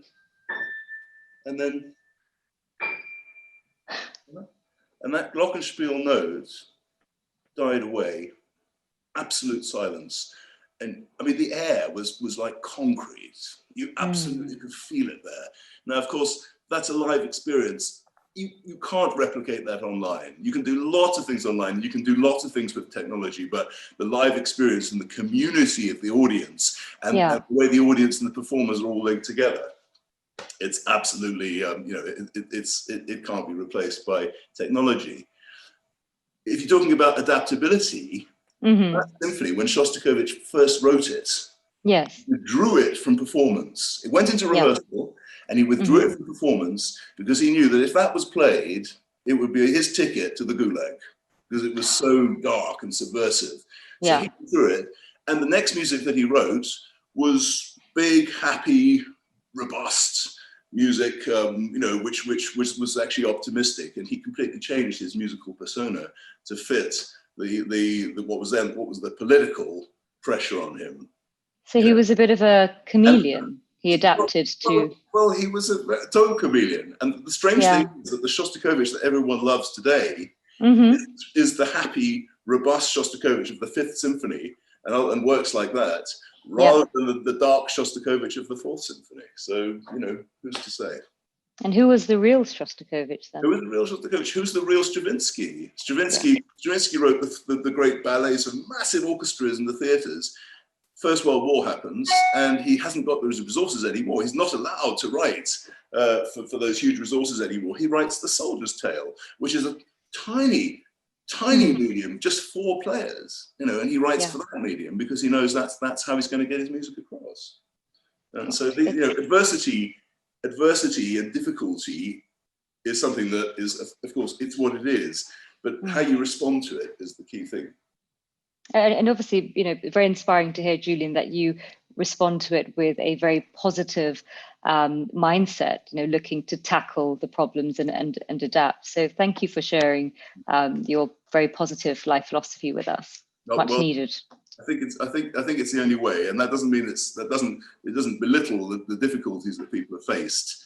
But I've also seen some incredible things happening of people doing new things and finding new talents and new strengths as they look into the future and see what they do. Yeah, definitely an area for growth as well as the negative aspects. Thank you again, Julian. Thank you for that. Thank you, and thanks to Olga for organising this as well. Yes. Well, too, for putting this together. I mean, I think the venture is fantastic, and it's going to grow and blossom as time goes on. Yeah. Thank you again. So next we have with us Yanis Hadjiloziu, who is a conductor and Cypriot born. He's made a name for himself as conductor, pianist, composer around the world. He's toured 5 continents and dozens of countries, performing a vast repertoire ranging from opera to jazz, symphonic to world, chamber to contemporary. He was awarded by the Festival de Cannes, performed at Vienna's Musikverein, and commissioned by Paphos, the European Capital of Culture, in 2017. He has won countless awards. He's a founder of the Chicago Conservatory Camerata and also Boston Chants Orchestra and Chorus, Cyprus National Opera, and the Cyprus Philharmonic Orchestra, and also the Benevolent Foundation for Arts, Culture and Peace. So Yanis, incredibly inspiring background. Thank you for joining us. Welcome, Yanis. Rosanna. Welcome. Yanis, where are you based at the moment? Are you in Cyprus? I am in Nicosia at the moment, yes. And tell me, you obviously have worked around the world. You've worked across a number of organizations, institutions, number of teams. The lack of human contact, obviously since March, early this year, has that greatly impacted the nature of your work? Of course, and a concert is not just the people on stage, but it's also the people in the audience and behind the stage and behind the cameras, and what we all miss is this interaction, this human interaction that only the arts can offer. And especially for us, artists, and in particular musicians who, going to rehearsal alone, it's something that we all look forward to every day of our lives. So, not having the opportunity to see each other live, it's a great loss. At the same time, I'm not someone who sits back and complains about anything. I like to take every disadvantage, if I may, as an opportunity to work around it and find new ways to do things. Of course, this pandemic, has kept theaters and institutions and conservatories and all kinds of artistic organizations closed. So it's an unprecedented, situation. And but I listened to a few other speakers before me, and what you are doing right now, it's proof why the arts are absolutely necessary. I mean, for you guys and for you and Olga, and to get on the same panel these great minds. I mean, just hearing each other, just listening to each other, it's something that speaks to the heart, to the soul, to the mind. So let alone what music and photography and theater and all can do. So it's also a chance for people in general, not only artists, to reevaluate the importance of art in the everyday life, from kindergarten to huge public concerts. And Yanis, I'd love to know your views on how to broaden the audience for the arts, so it's not perceived as something that you do a bit of music and drama at school and then you don't really come across it for a while, other than relatively smaller segment of society. What would you advise in terms of getting more people involved, from patronage, and also what's your views about this younger generation where they're growing up and they're concerned if they have a passion for the arts, but they're concerned about the commercial viability of working in the arts industry? What are your thoughts about that? Because you've been incredibly successful in your career. So what's your thoughts? Having music and in general the arts nowadays, it's not like back 200 or 300 years ago where it was accessible only to the rich.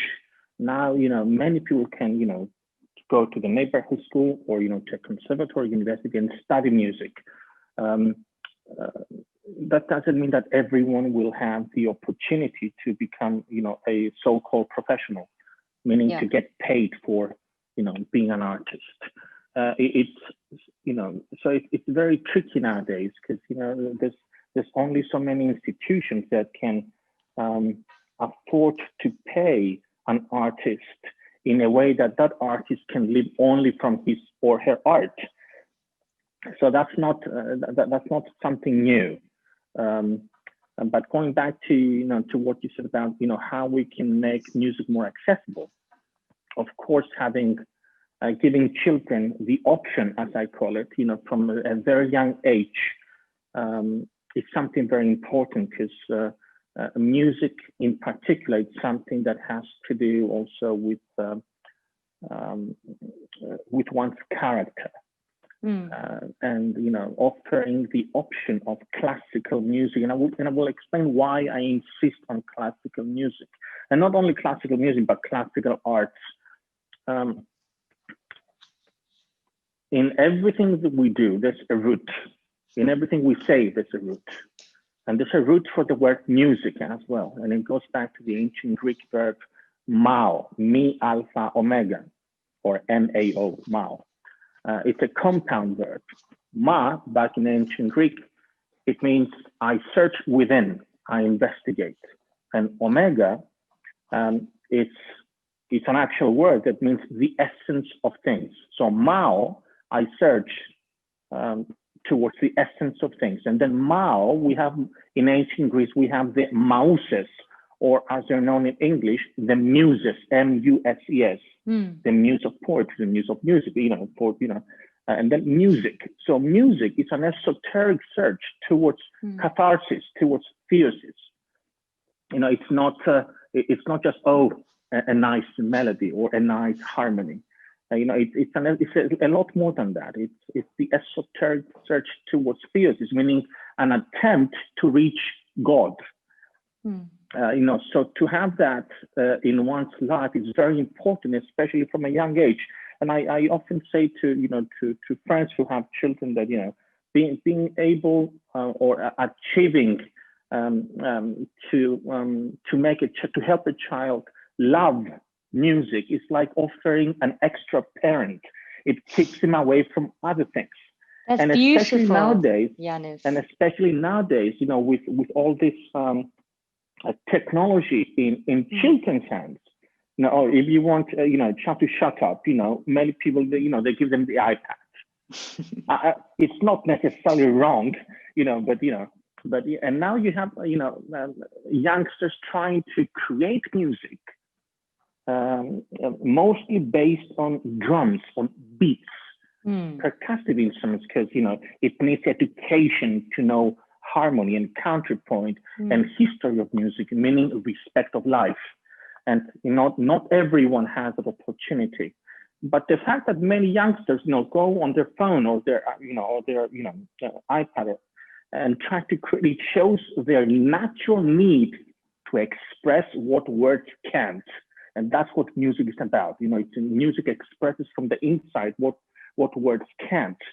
So, and that's why all these people on your panel today, these great philosophers, these great, you know, artists and professionals and agents, they're all so important, every single one of them. So there's a gap, I think, between what we call professional arts and what is education.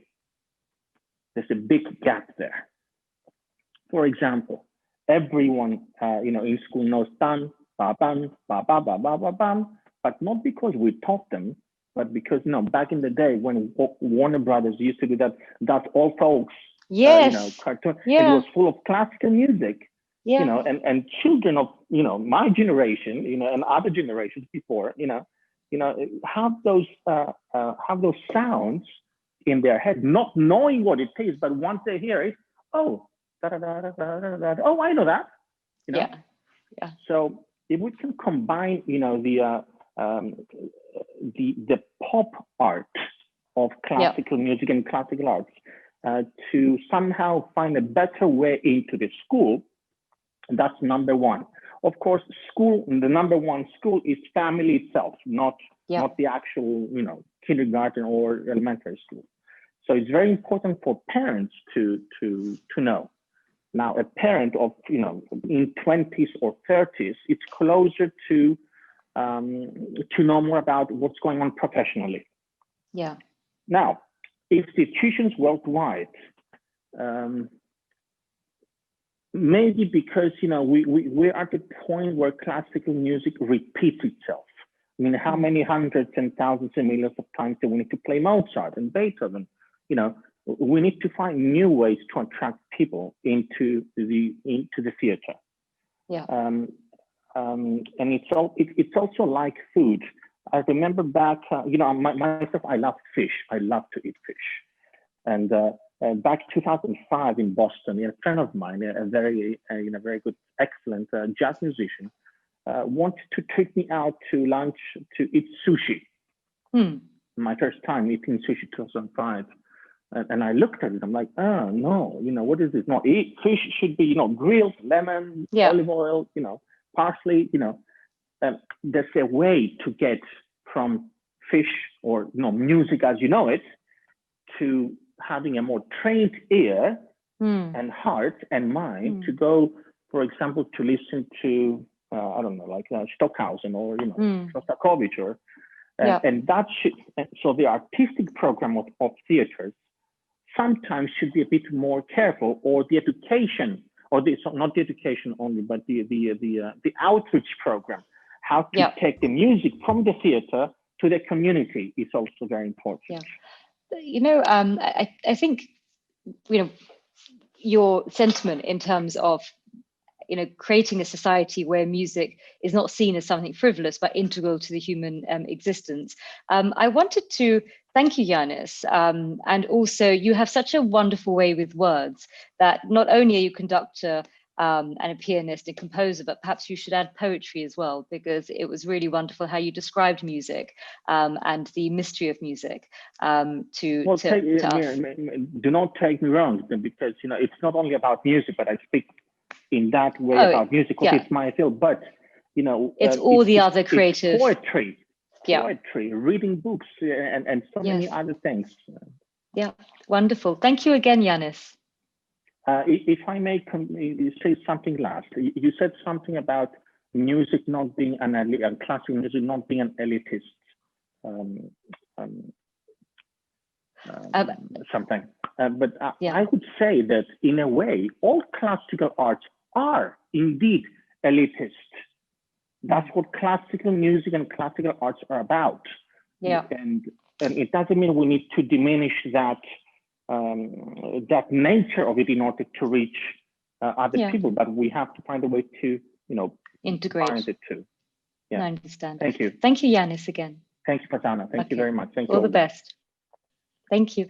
Our next guest is Christina Steinbrecher, art curator. She is an international expert in the art market and contemporary art of the Central and Eastern European region. Most recently, the executive director of Vienna Contemporary, an annual art fair in Austria that specializes in contemporary art from Central and Eastern Europe. In 2018, Apollo magazine named her 40 under 40 in Europe.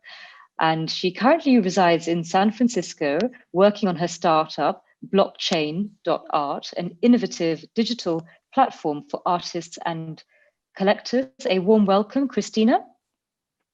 Well, hello, thank you for having me. And I'm really excited to be among those fantastic speakers and really talk about the art aspect, as I'm in San Francisco and I talk a lot about the market aspect and how it integrates and works with tech. So it's really pleasant to be among such profound speakers and composers and musicians. Thank you for having me.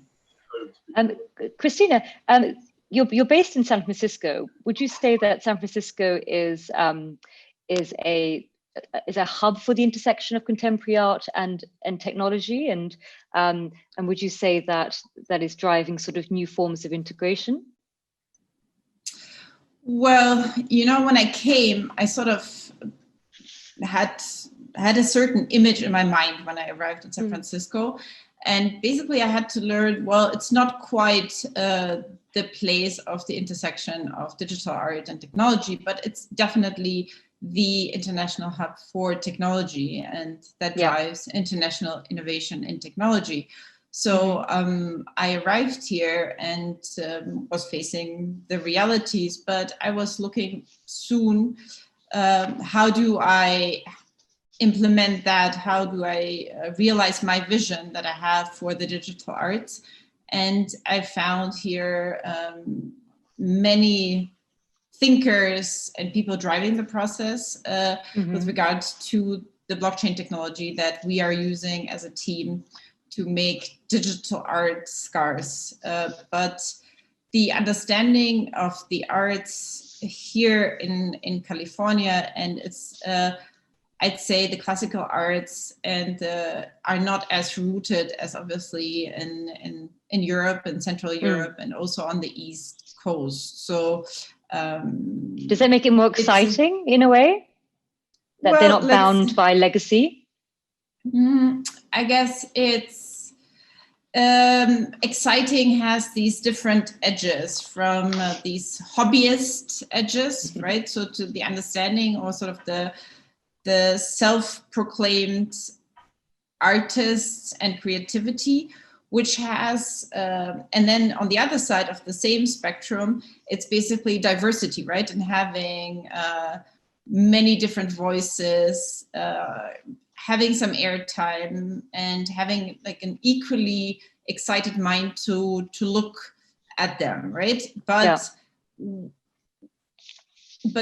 what I said, so the first edge, it's the hobbyist edge and the understanding of everyone. So where's the educated eye that will tell the hobbyist from a professional? And obviously it doesn't take much, but to actually to understand that and really seek for a professional performance, for professional artists.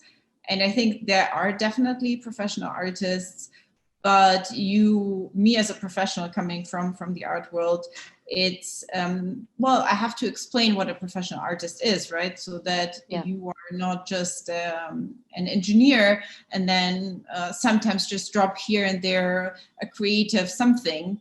And this is not the industry. The industry is trained to produce interesting and high performance content on a regular base, and not sometimes. And me coming from the art market side, so the art market definitely cannot rely on hobbyists dropping something, and sometimes, and right? not meeting timelines.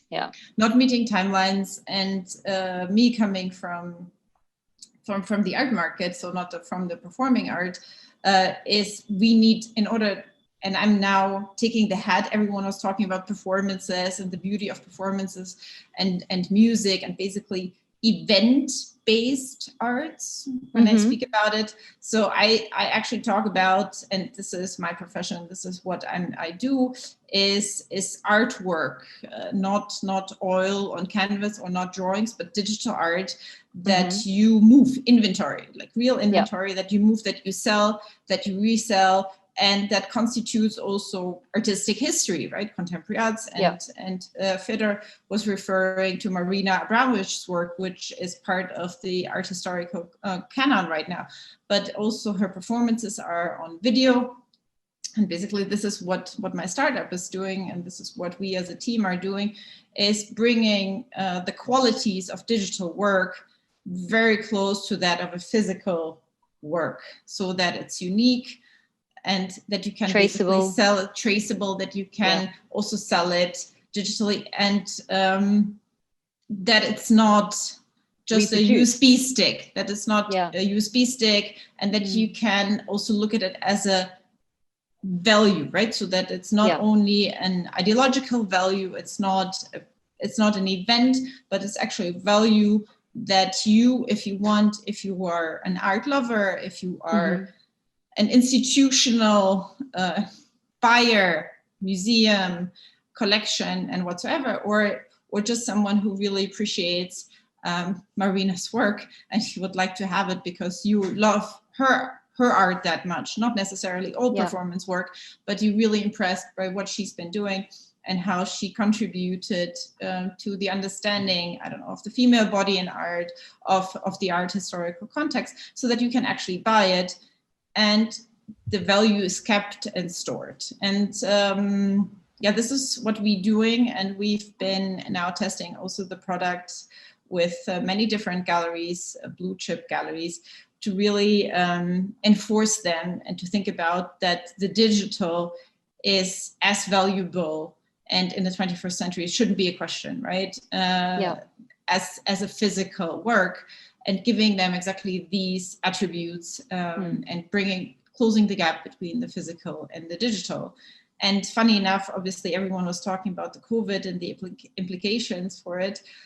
I mean, I'm obviously also tired of the COVID situation, but so interestingly enough, we see a very high interest in our product because everyone is stuck at home.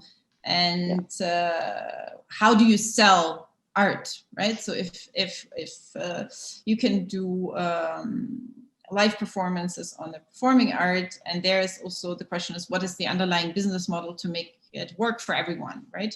So if and I grew up in the art world where the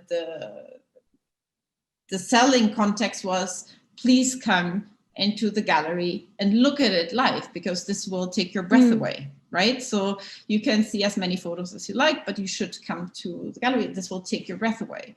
And the experience of seeing a live work of art is incomparable.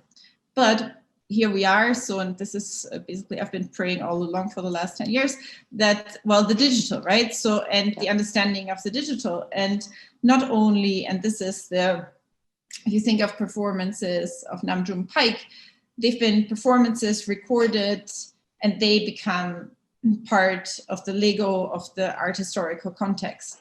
But also there are artists that produce purely digital work that are purely intended for the screen. And I'd say they are definitely the winners of the COVID situation, because there is no gap, there's nothing lost in translation. What you see is what you get, right? So you do not have to convince anyone, and no one can come to a gallery, no one can come to a museum. This is what you get. And there is definitely an uptake of people. I mean, you've seen the numbers in COVID and in lockdown. People do consume art content and creative content online, full stop. Yeah. And especially I'll see that in the generation Gen Z, the readiness to buy. And obviously there's the established collectors that have been always buying digital work, but also the younger collectors and people interested in the arts, they're ready to buy it. And how do you do that? This is what we provide. And well, the readiness is there, and people really appreciate the diversity of the art that they can see online. I mean, also the Instagram had a huge effect on that, that you can have this very wide array of work, and you just buy, and you don't have to explain to anyone why you like that. You like that, and you're actually ready to pay to have your dollar speak for it, or your pound, or your euro. You can use that and pay the artist. And well, what we included in setting up our platform is a royalty for any resale for the artist. So in any resale that occurs, the artist will get a resale. So that basically it's recurring income. Recurring income, yeah. And that artists actually do, I mean, what do you say, profit, but actually do also at a later stage profit from an uptake in their prices, right? Yeah. And can produce. I mean, no artist will just sit there and will just count their royalties, right? Artists are made to produce new work, so they will eventually use the same money that they make and produce new work, which is beautiful. So we included that, and I'd say all the galleries that we've been testing with, they're very receptive also for that model. They obviously want, and we are talking most of the time about living artists, and they really appreciate that model of artists getting a royalty and staying with the gallery as well for a longer period of time. So I want to ask one final question, if I may. How much of your work is education, in the sense that educating buyers on digital art, explaining to them how it can hold its value, and is there a generational divide where, as you said, Gen Z, they sort of get it a bit more easily? So are you experiencing that aspect, that you have to explain what is blockchain technology, how is it, because there's a number of people and institutions that buy art for investment purposes. So how does the value remain, and how do you protect yourself, etc. So, and there's a lot of people who have heard of blockchain but don't quite understand how it works. And so do you have to explain a lot? I can tell you, so when I started, so when I was about 1.5 years or 2 years ago, there is when I started from far, and people and especially the art industry didn't really understand the technology. And since everyone was used to the regular business of having physical shows and the digital work being shown in a gallery, and sort of, and it was there, and it was in growing demand, but it wasn't the driver. And now with COVID, since COVID hit, people understand it. And so it's basically turned around that people, that gallerists, artists, and collectors that also bought digital before, they're asking, so how can I systematize it? How can I make a professional sale that is backed by a system that is bulletproof? So in many ways, so the artists are the first ones. And this is also what you see with musicians, when your artwork is your bread and butter, you want it to be safe, and you want it in a way that you can always log into that. You want it time-based. You want to understand where it is, what's going on with it. This is what you want. And you want, because you're selling that to your audience via your gallerist or directly to your collectors, they want that proof as well, right? And you want to deliver them on the highest professional level as your professional. And so they understand that there's a solution out there. Quite frankly, they want to understand it's safe, yes, for them. What does it mean in the future? Yes. How it exactly technically works, yes, more or less, they want to understand it. But basically, we saw a turnaround that artists are reaching out and galleries are reaching out because, yes, they see the window and they see the potential to sell digital art and they want to make it as professional as possible. So in that respect, I see this has turned around in the last year completely, 360 degrees. So that then they ask, right? They ask, but the push is there, the interest. So the goal is, how do I do that professionally? How do I make it as transparent as possible for everyone involved? And this is the solution. Yes, that's it. Please explain me the more in detail, but the urge is there. And this has changed completely. That's brilliant.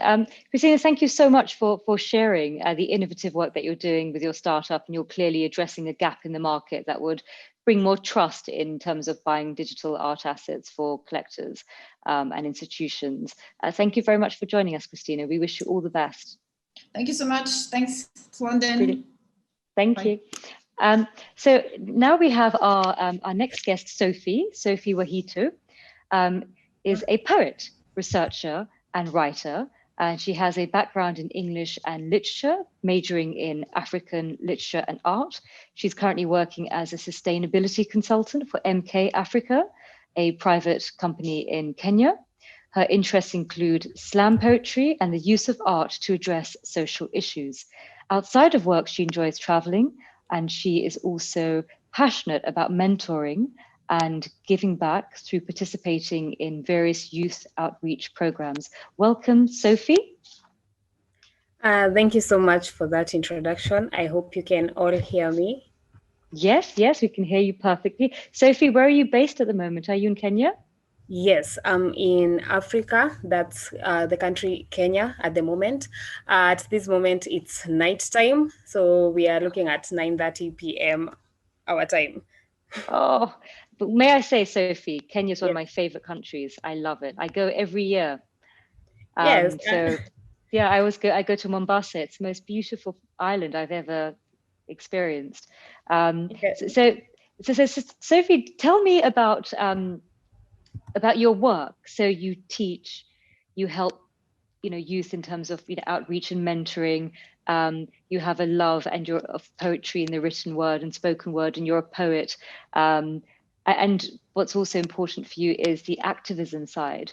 And of course, during COVID, we saw a number of activism accelerated, and there was a spotlight on social justice issues such as Black Lives Matter.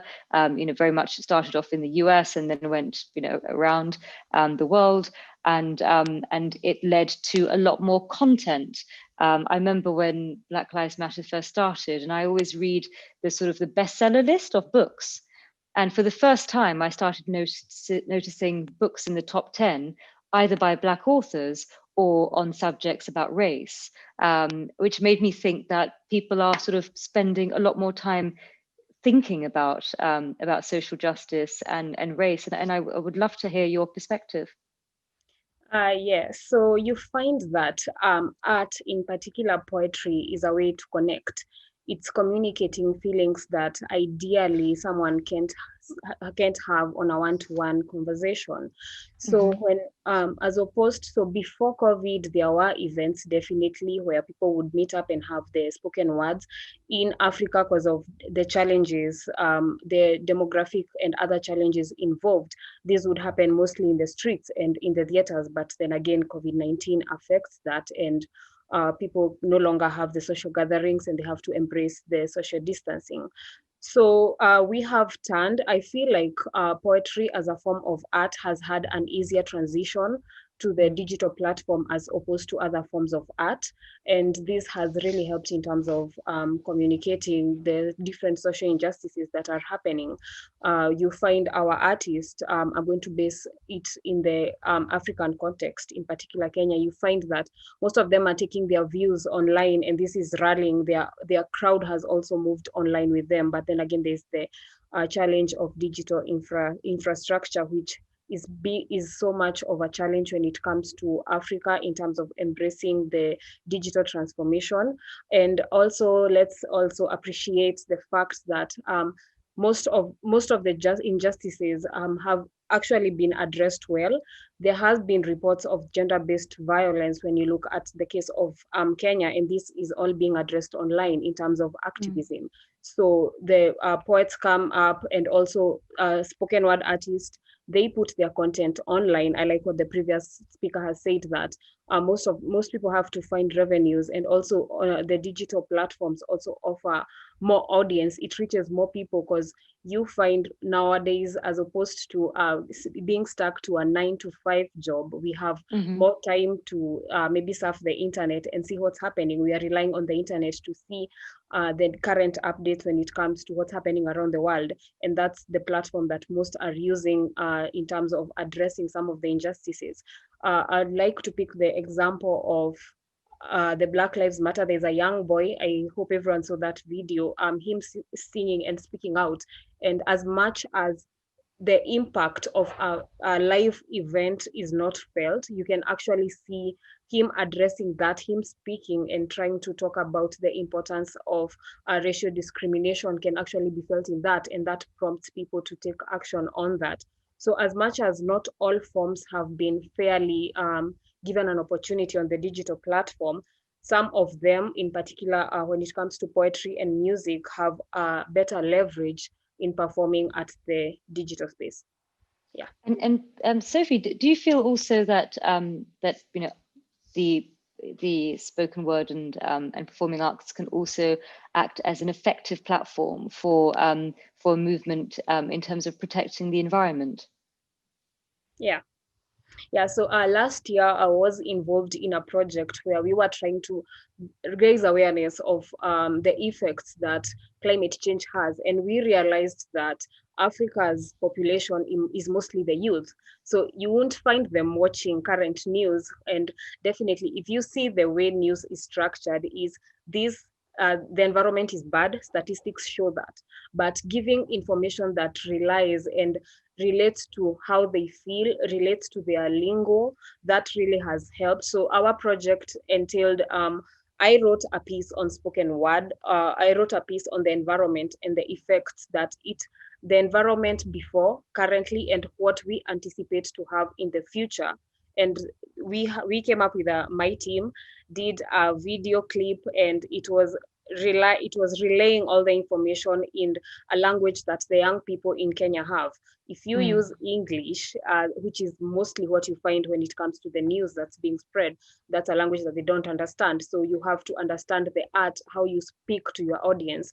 And I felt that you need to address the future generations, in this case, the young people, and give content that they relate with. Having a blog post on the environment looks like this doesn't really have that huge of an impact, as opposed to a video where most of the young generation is on the internet. So if they come across that video, then they definitely are going to act on it. So our information was based on the effects of plastics, the effects of non-degradable plastics on the environment, the effects of cutting down trees, and these rallied more people. We had a movement, and more people planted trees. The cleaning the environment in the cities around, more youths were involved in that. And for me, I would term that as one of my 2019 successes.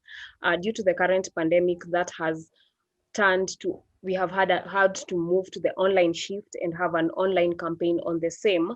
But in this case, yes, we are using poetry in terms of, because that's where I have a huge following. People relate to me because of the words I give them, and I'm using that to try and turn that around. In that, can you change where you are at that particular moment? Can you clean around the environment, despite the fact that I and other people are not around you to see you do that, but you can actually take the initiative yourself. And that has had a good impact, I may say. Sophie, you've been incredibly busy. What are your future plans and projects?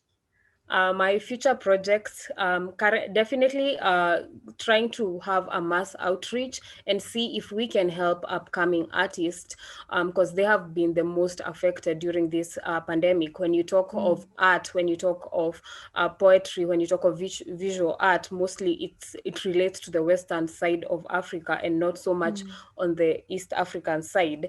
So getting a platform of young people or anyone basically who's using art to address social injustices and also to communicate, because at the end of the day, I say art mirrors the society. So if we can have more artists coming on board and addressing some of these things that are key important to us, there are a number of factors and a number of issues that are raising up in Africa, but no one is willing to talk about. If we can have that platform, then we'll have a huge impact. So I see myself as someone who will be at the forefront of that conversation through art. Yes, that would be absolutely incredible. I mean, I think people often forget the diversity of Africa, 54 countries. Yeah. And, you know, and you ask people to even name, you know, half of them. It is, you know, it is a tremendous continent of stories, and to be able to facilitate that storytelling, not just in Africa, but to the rest of the world, I think would leave the world much richer. Sophie, thank you so much for joining us, for sharing all of the incredible work that you're doing, and you are such an inspiration. And we look forward to seeing your future work and making your next project, you know, a huge success. Thank you.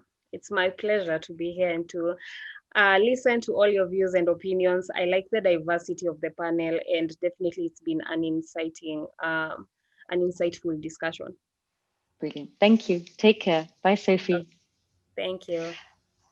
Now, before we move on to our last speaker, Hervé, we have a short message that is from a special guest, Dr. Viola Edward. And she's a multi-award winning personal and corporate advisor and a psychotherapist and ambassador for human rights and women equality. She is a transcultural psychotherapist and a social entrepreneur. And she also is the CEO and the co-founder of Grit Academy and Kayana Consulting. She works internationally with individuals and corporate clients in cross-pollination, self-development, management, and leadership. Her motto is better together. And now we'll share a video from her, a message.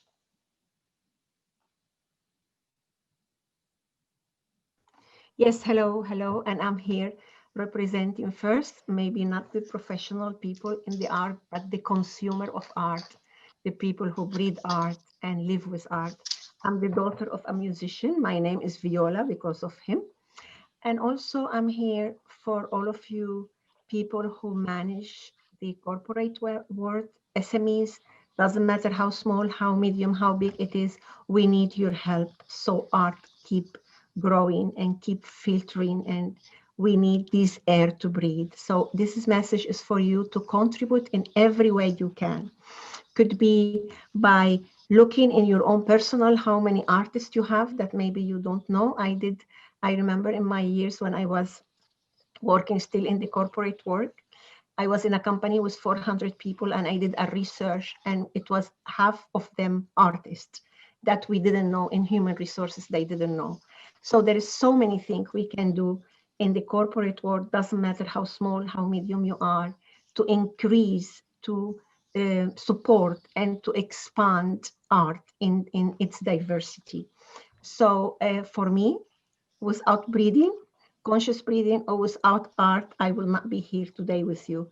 So I just wanted to give you that small message for all of you out there who have this size of influence or this size of influence, to support us all and to honor people like this initiative in Theatrum Vitae, with all what I've been hearing with you tonight. And let's continue. Thank you very much for this space. Thank you very much, Dr. Viola. That's a beautiful message, and wonderful to have a message from an appreciative, part of our society that appreciates the arts. And I think it's a very welcome message for all of the artists, because ultimately they are all performing, in essence, to create a connection with you, with people like you. And thank you for sharing the story of your father as well, and how you were named Viola. Thank you. Now we're going to move to our final speaker that we are very excited about, Hervé Fischer. He is an artist, philosopher, sociologist, and he has taught sociology of communication and culture at the Sorbonne for many years. He has an MBA in philosophy and a PhD in sociology. He's a social media artist and creator of sociological art. He's initiated many public participation projects with radio, television, print media. He's been a special guest at the Venice Biennale, the Sao Paulo Biennale, and many others. He's had personal exhibitions in the Musée Galleria in contemporary art, in Montreal, in Mexico, one-man shows in Buenos Aires, in Argentina, Uruguay, Chile, Santiago. I mean, the list goes on and on. He has an incredible background working across multiple different platforms. He's a co-founder as well of many initiatives, including the Infographie Canada. He started the Quebec International Science Film Festival, and he is a true Renaissance man working across multiple different disciplines. Welcome, Hervé.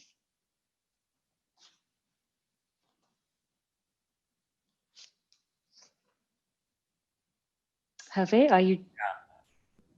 Hello, hello. Hello, hello. How are you? Yeah, I'm fine, but yeah, okay. So thank you for inviting me. Thank you to Olga.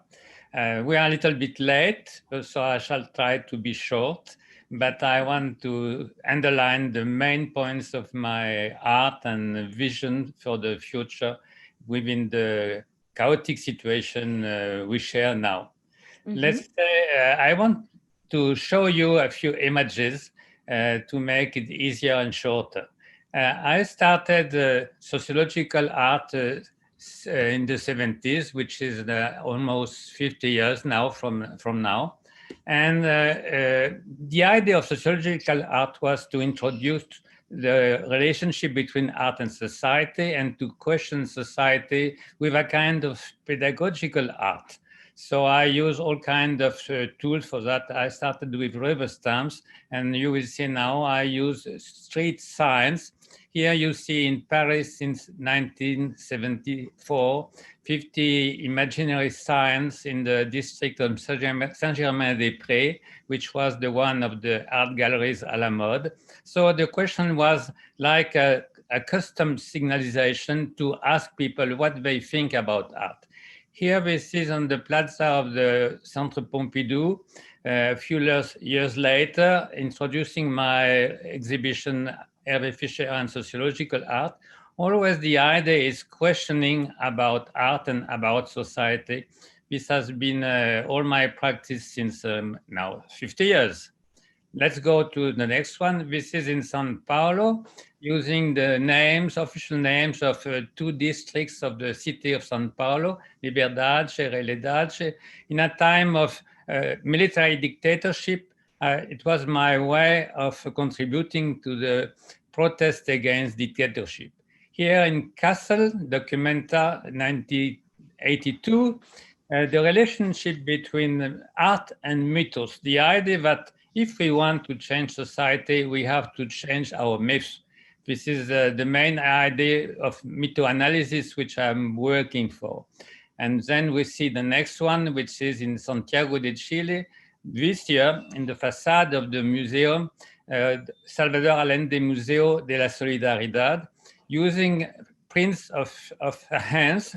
The name is Rojo. This is blood red mutilated handprints to commemorate the violence and the revolution in Chile.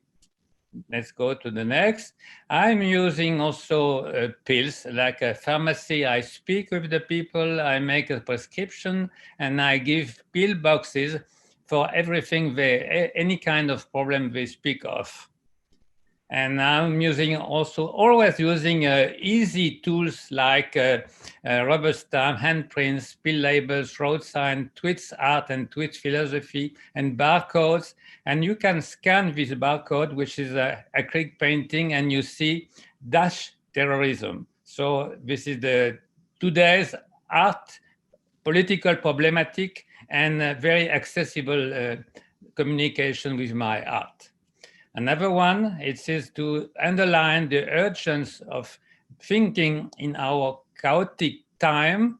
We need to rethink our values, our governance, our habits of thinking and acting. And you can scan this acrylic painting like a normal QR barcode. This is about 1 by 1 meter. And this is what I call tweet art, small images for tweet art and tweet philosophy, which I use on Twitter, not the way of Trump. This is my way, is a philosophical one, interrogative one, and to say we have problems. We have to think of the problems of today, which are the problems of the planet, not only of one country, of one nation, of one people, but the planet. The planet, the Earth is terribly bumpy. We know that. This is very difficult with this chaos. This stamp art, which I used to, if you scan the stamp, it says, can't wait to get rid of Trump and COVID-19. And you may stamp your emails. That one is another stamp. You stamp your emails with questions about the planet. My main questioning is about having a new planetary consciousness, a new aware of the globalization, the planet. Now, we had a series of divergences. We had the digital shock 25 years ago, which was changing all the world we are living in. And now we have a new divergence with the pandemic, with the COVID. And this is two anthropological revolutions. And it is changing our way of getting aware of the planet. And this is a turning point in our human evolution, which we are to think about. We have to get a philosophy for that time and an art for that time. In the face of the current chaos, we need a compass to find the meaning, in the direction where we want to go, to give a sense to our human adventure, to escape the cataclysm and build a new myth to change the society, a positive myth. We had myths which were very negative or toxic, like religion, colonialism, liberal economy, and now we have to find a new myth which is related to the techno-scientific time we live in, but we have to think of human progress much more than technological progress. Human progress is much more important than technological progress. So this is again another QR code about our consciousness.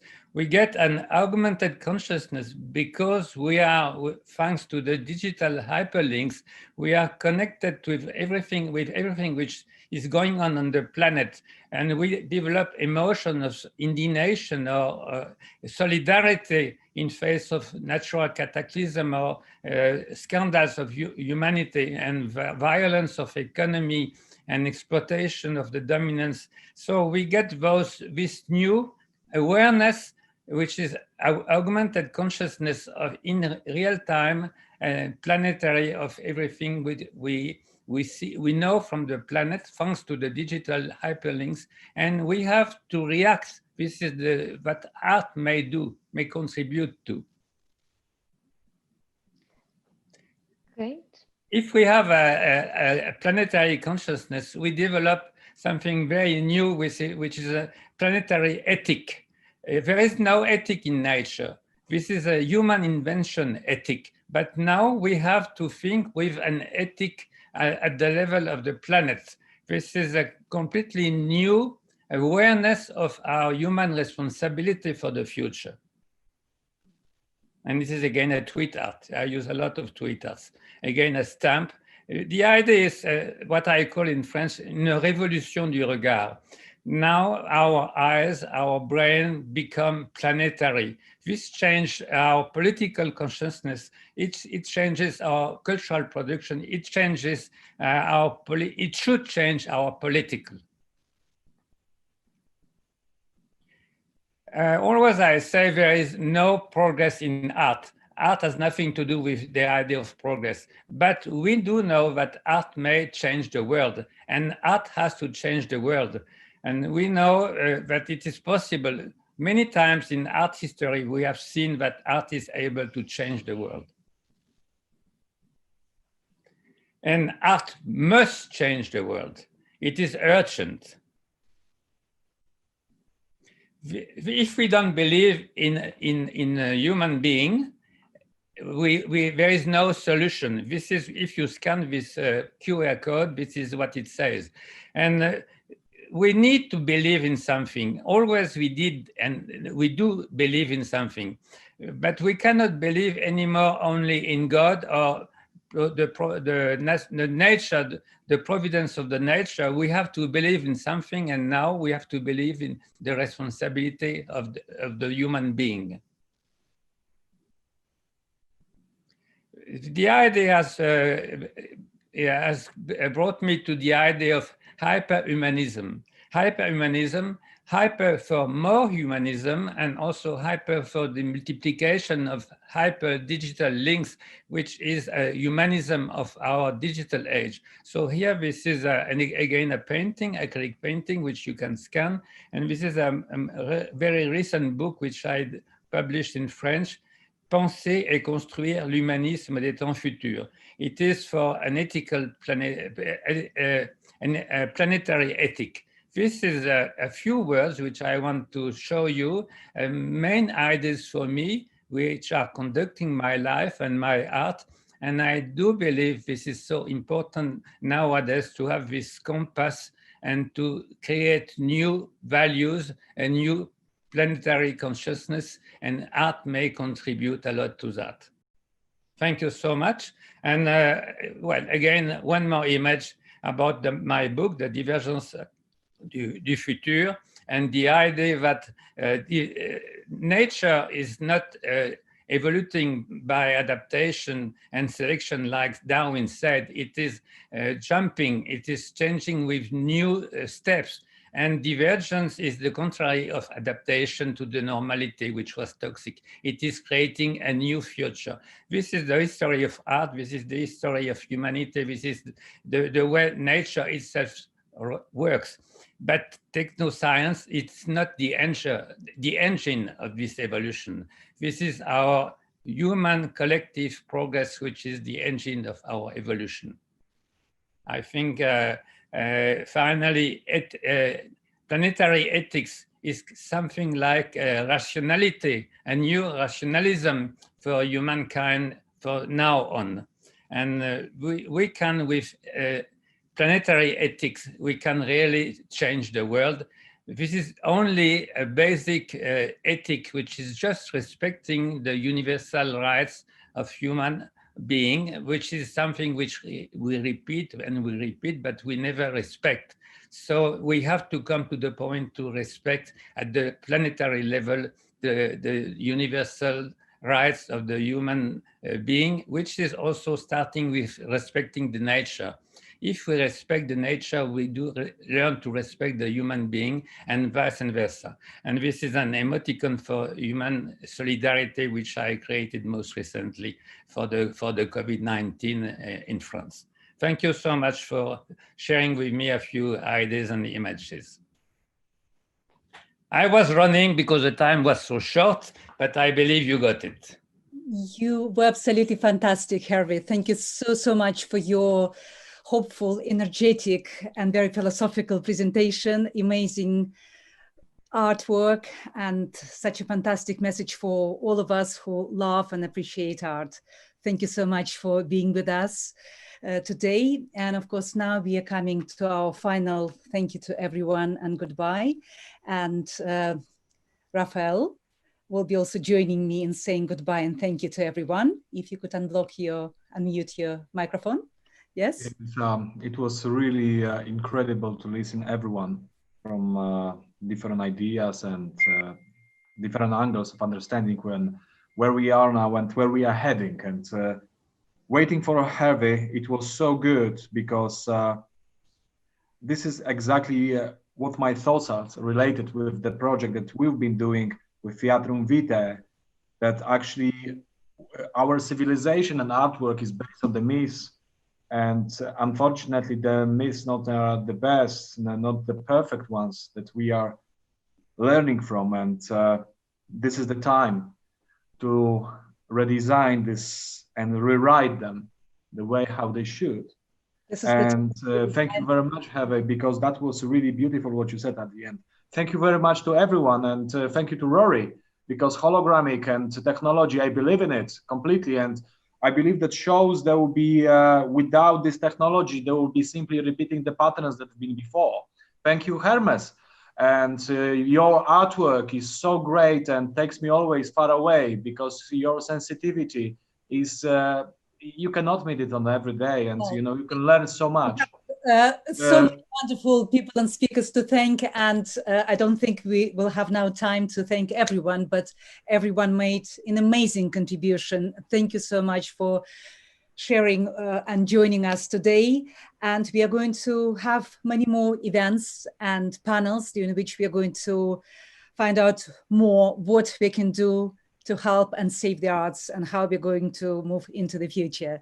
Thank you everyone again, all the speakers, our audiences, our friends and supporters. Thank you so much, and we're always waiting for you at Teatrum Vitae platform. Thank you very much. Bye-bye.